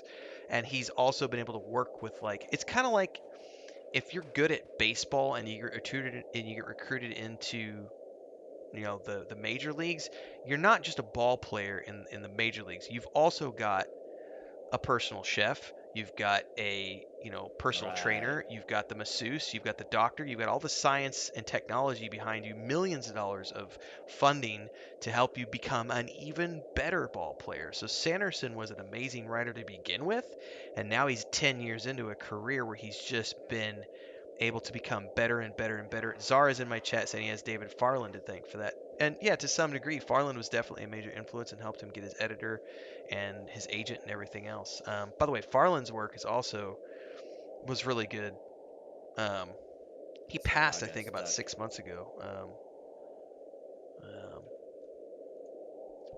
It's like Kevin J. Anderson is another guy who's super hyper productive, and he writes, New York Times best-selling work, but his work can get a little repetitive sometimes, I've gotten myself lost. Oh, you're here. You want here? Can't find the right way to go. I keep just. What are you looking for? Just trying to get back to you guys. Oh, I'm right here. Went too far. All right. No, right here. Follow you back. Couldn't find the path.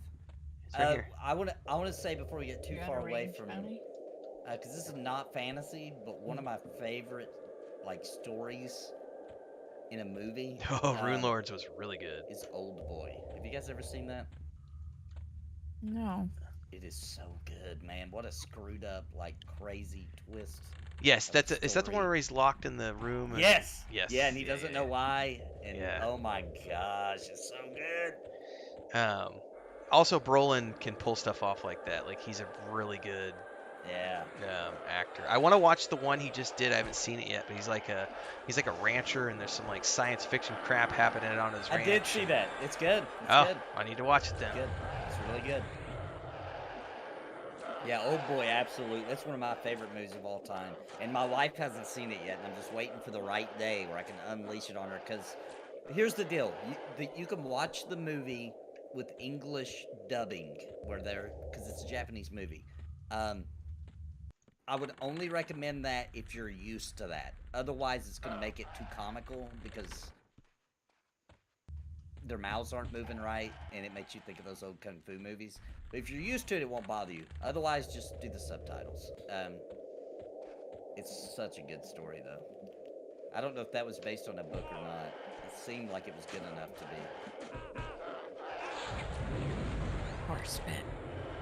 I'm not talking about I didn't know there was an American version. Don't watch the American version. I didn't even know that existed. Oh, you were talking about the original. I was talking about the Josh Brolin version. No, I thought that might have been that guy. I didn't hear Josh. I heard Brolin. No. It's Korean? Are you sure? Oh, maybe it is Korean. Whatever it is, it's freaking What's up, fantastic. Misha? Elliot says there's a Spawn reboot coming with Jamie Foxx. What? No way. Is that true? Spawn? Jamie Foxx can do no wrong in my book. Like, dude, that first movie though, I liked it back then. It was good back then, but it's definitely not aged well. Like, not aged so good. Yeah. Yeah. Sorry, I've not seen the American version. Was it good? Yeah, I liked it. I didn't see that. I saw the original. It was so good. Woo! It's a crazy story. It's like Squid Games was exceptionally good storytelling, but also very difficult to watch. And that was a South Korean. I love Squid Games. It was really good, but that was the moral quandary was the worst part about it, because what they were doing wasn't technically that bad, but the way they were doing it was really bad and sadistic. It was the intention, you know. It was like, because you knew. You know what I mean? Like, it's not like you weren't aware of the outcome. Like, the first time, sure, you didn't know any better. But, you know, very quickly, you realized what it meant for somebody to lose. And then oh, man, it was so good. Start pitting them against one another. And so well done. And did you know a little fact about that movie? Mr. Beast did his own version where he went through all those things and made a YouTube video where he built those sets and did like a nicer version where you don't die, and they did all those games for like a few $1 million for the winner, and it got more views than the actual show did. Wow.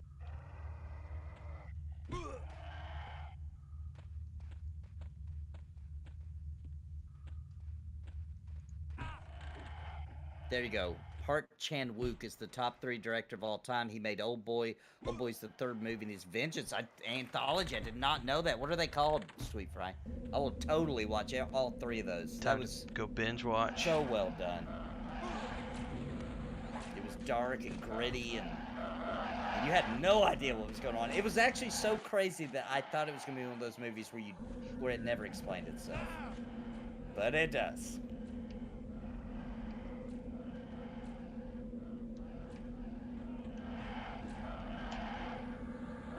Was it you the other day who was talking about like Chow Yun Fat, like, or is that somebody? No, that's my Saturday morning group who talks about like some of these amazing Hong Kong actors who have put out just this amazing body of work that a lot of people in the West don't even know about. Donnie Wu, Chow Yun Fat. I don't think I know anything about that.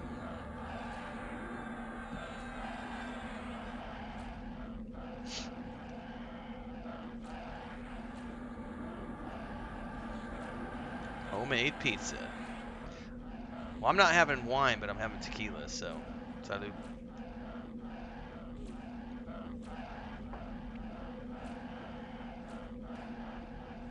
We good to call it soon? I was literally just getting ready to ask.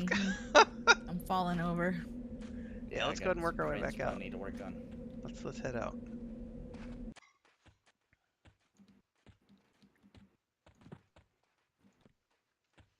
Cringe pony. All that gardening, man. That'll do it to you every time. Yeah,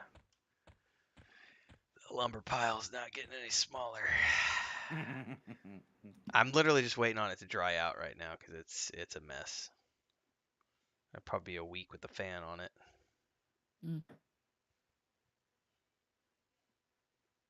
And I think next week we get 3 of the kittens neutered, so Chris is looking forward to that.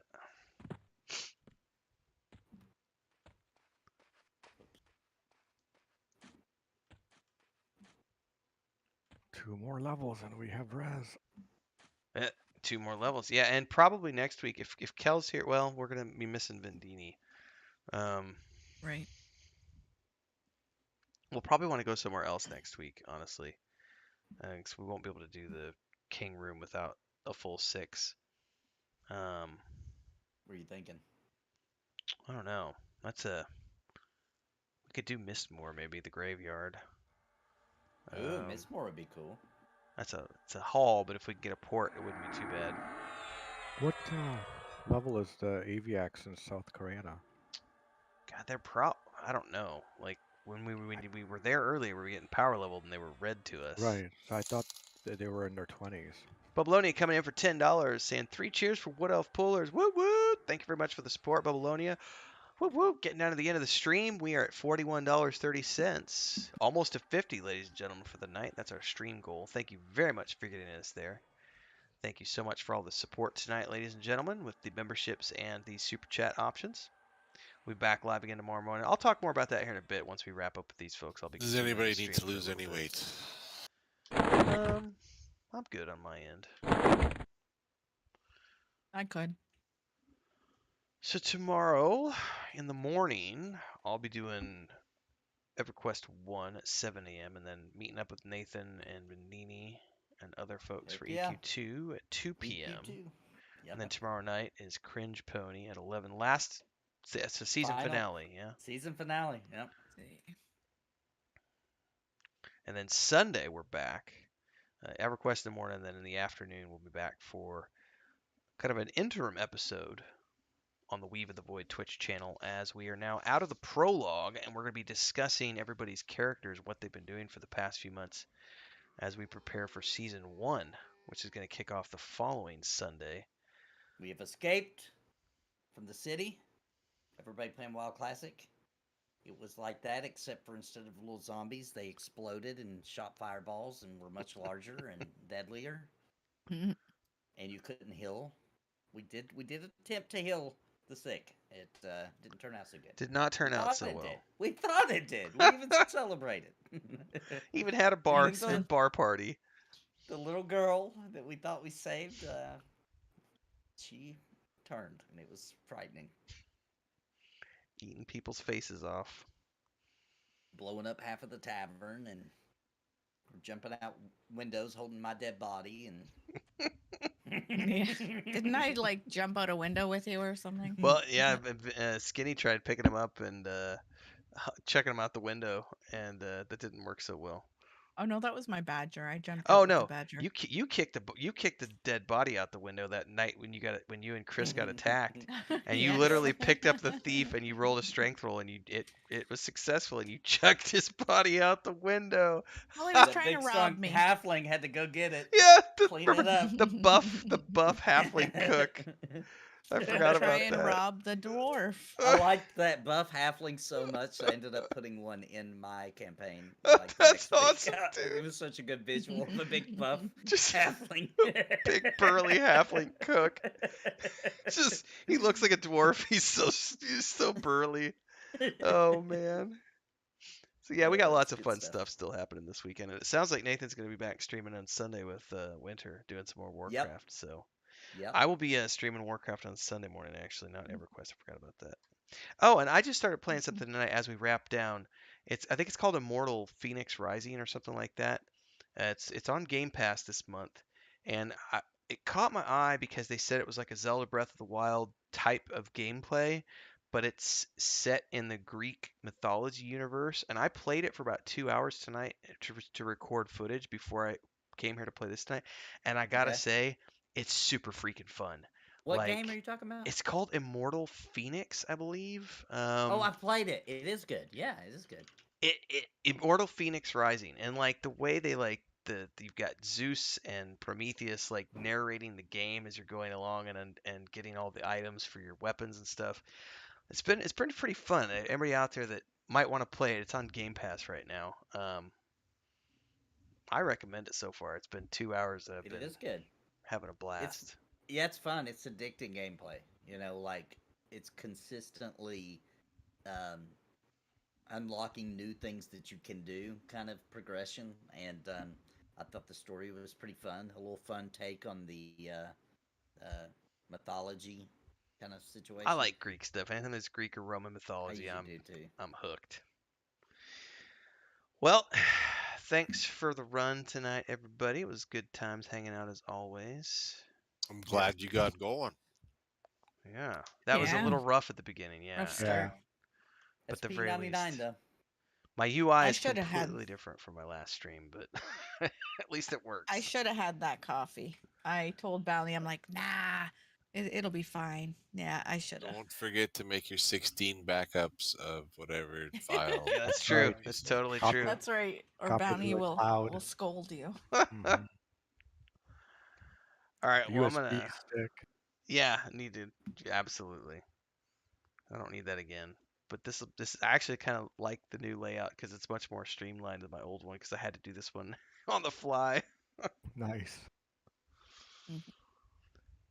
All right. Well, we can all go sign off from here and go do our things. Thanks everybody. All right. Yeah. Thanks everyone. Thank you. Good night, all of you. Awesome Friday. Thanks all. Yep. See you, Vindy. See you guys in Cringe Pony tomorrow night. Yeah. Yes. All right, stream. I'm still here for the next few minutes. Let's just hang out for a few more minutes as we wind down. Bibalonia says Immortals is great fun. Misha says Shaolin Soccer was good too. Yeah, I'm loving Immortals so far. I only am 2 hours in, but it was on Game Pass. I was like, you know what? I'll give it a shot. See what it's like, if I like it or not. I only played it for like an hour and 45 minutes today, but it was definitely fun, and that's a big thing for me. If a game, like I tried the Ascent because I liked the look of the visuals and the soundtrack and everything else, and then the gameplay was just, it didn't resonate with me. And I tried about 6 hours, and I finally was just like, nope, can't do it. Like, I gave it way more than I probably should have because I was not having fun by 2 hours in. But then I was like, oh, I'll give it another few hours and see if it gets better. And I loved the storyline, and I liked the music and the atmosphere, but the combat was just not for me. But I'm liking Immortals. So I'll have a review on that out. I may actually stream that a little bit at some point. We'll see though. Stream-wise, Monday night, those of you who want to join, we're going to be doing Fallout 76 on the PC. Myself and Maduros and some other people. I just wrapped up Sea of Thieves this past Monday. So for the next few weeks on Monday nights from 5 p.m. to 9 p.m. Central Time, I'll be playing a Fallout 76. I've not done any multiplayer before, so I'm not sure how that works, but we're going to be testing that out, I think, tomorrow a little bit with Maduros and see if we can get to work. Previously, when I did the 12-hour stream to celebrate 4,000 subs, I did it on the Xbox and enjoyed it, but I'm going to do this one. I'm going to do it on the PC, and it's just something we're going to do for a few weeks. It's not going to be a long-term thing. So anybody who wants to join us, you're welcome. I don't know group sizes or anything like that. It's just something we're going to do on Monday nights from 5 to 9. And then as soon as Nathan wraps up the current D&D campaign he's DMing, we're going to start a new campaign that he's going to DM, and I'm going to participate in that campaign, and we're going to multi-stream on Monday nights. Bubbaloni says, the dialogue between the gods is a prime example of fun dialogue writing and excellent voice work. It's already in my notes, sir. Like, I love... That's what makes a game fun for me. I like good writing and storytelling, also with television. Any good writing and storytelling is gonna get me. But the Zeus and Prometheus narrative, as you're like doing I love the end credit, like the first thing when you're supposed to, like the very first mission, like you're running around the island and you gotta jump down in this hole in this pit, and it like fades to black, and then it starts to roll credits. And Zeus is like, well, that's the end of our hero, and it was nice knowing him, and blah, blah, blah, blah, blah. And then Prometheus is like, no, no, no, no, no. This isn't the end of the tale. It's just the beginning, or something along those lines. And then they have to stop the credit roll sequence. And I was like, that right there is fun. Like, that's good comedic writing. This is also where I'll step out and say, some people like shit on Ubisoft, be like, Ubisoft's a bad company, blah, blah, blah. Ubisoft published that game. It's like Ubisoft publishes lots of good games. Like, I love Assassin's Creed. I really, really, really love Assassin's Creed. And he says, am I stream stripe you in Fallout 76? You're welcome. More the merrier. All right, thanks everybody for the support tonight. Thanks to Cantan for dropping all the new memberships. All of those of you who did super chats. Bologna, Bounty, Remy. Thanks so much, everybody. I'm out for the night. We've got See what Chris is up to.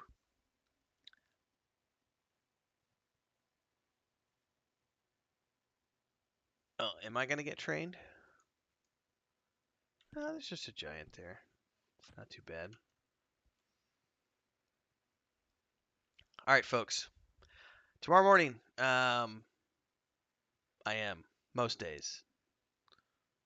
More so when I shave the beard off, but it is what it is. This is here to stay for a while. I'll be back tomorrow morning at 7 a.m. I got a 6 a.m. wake up.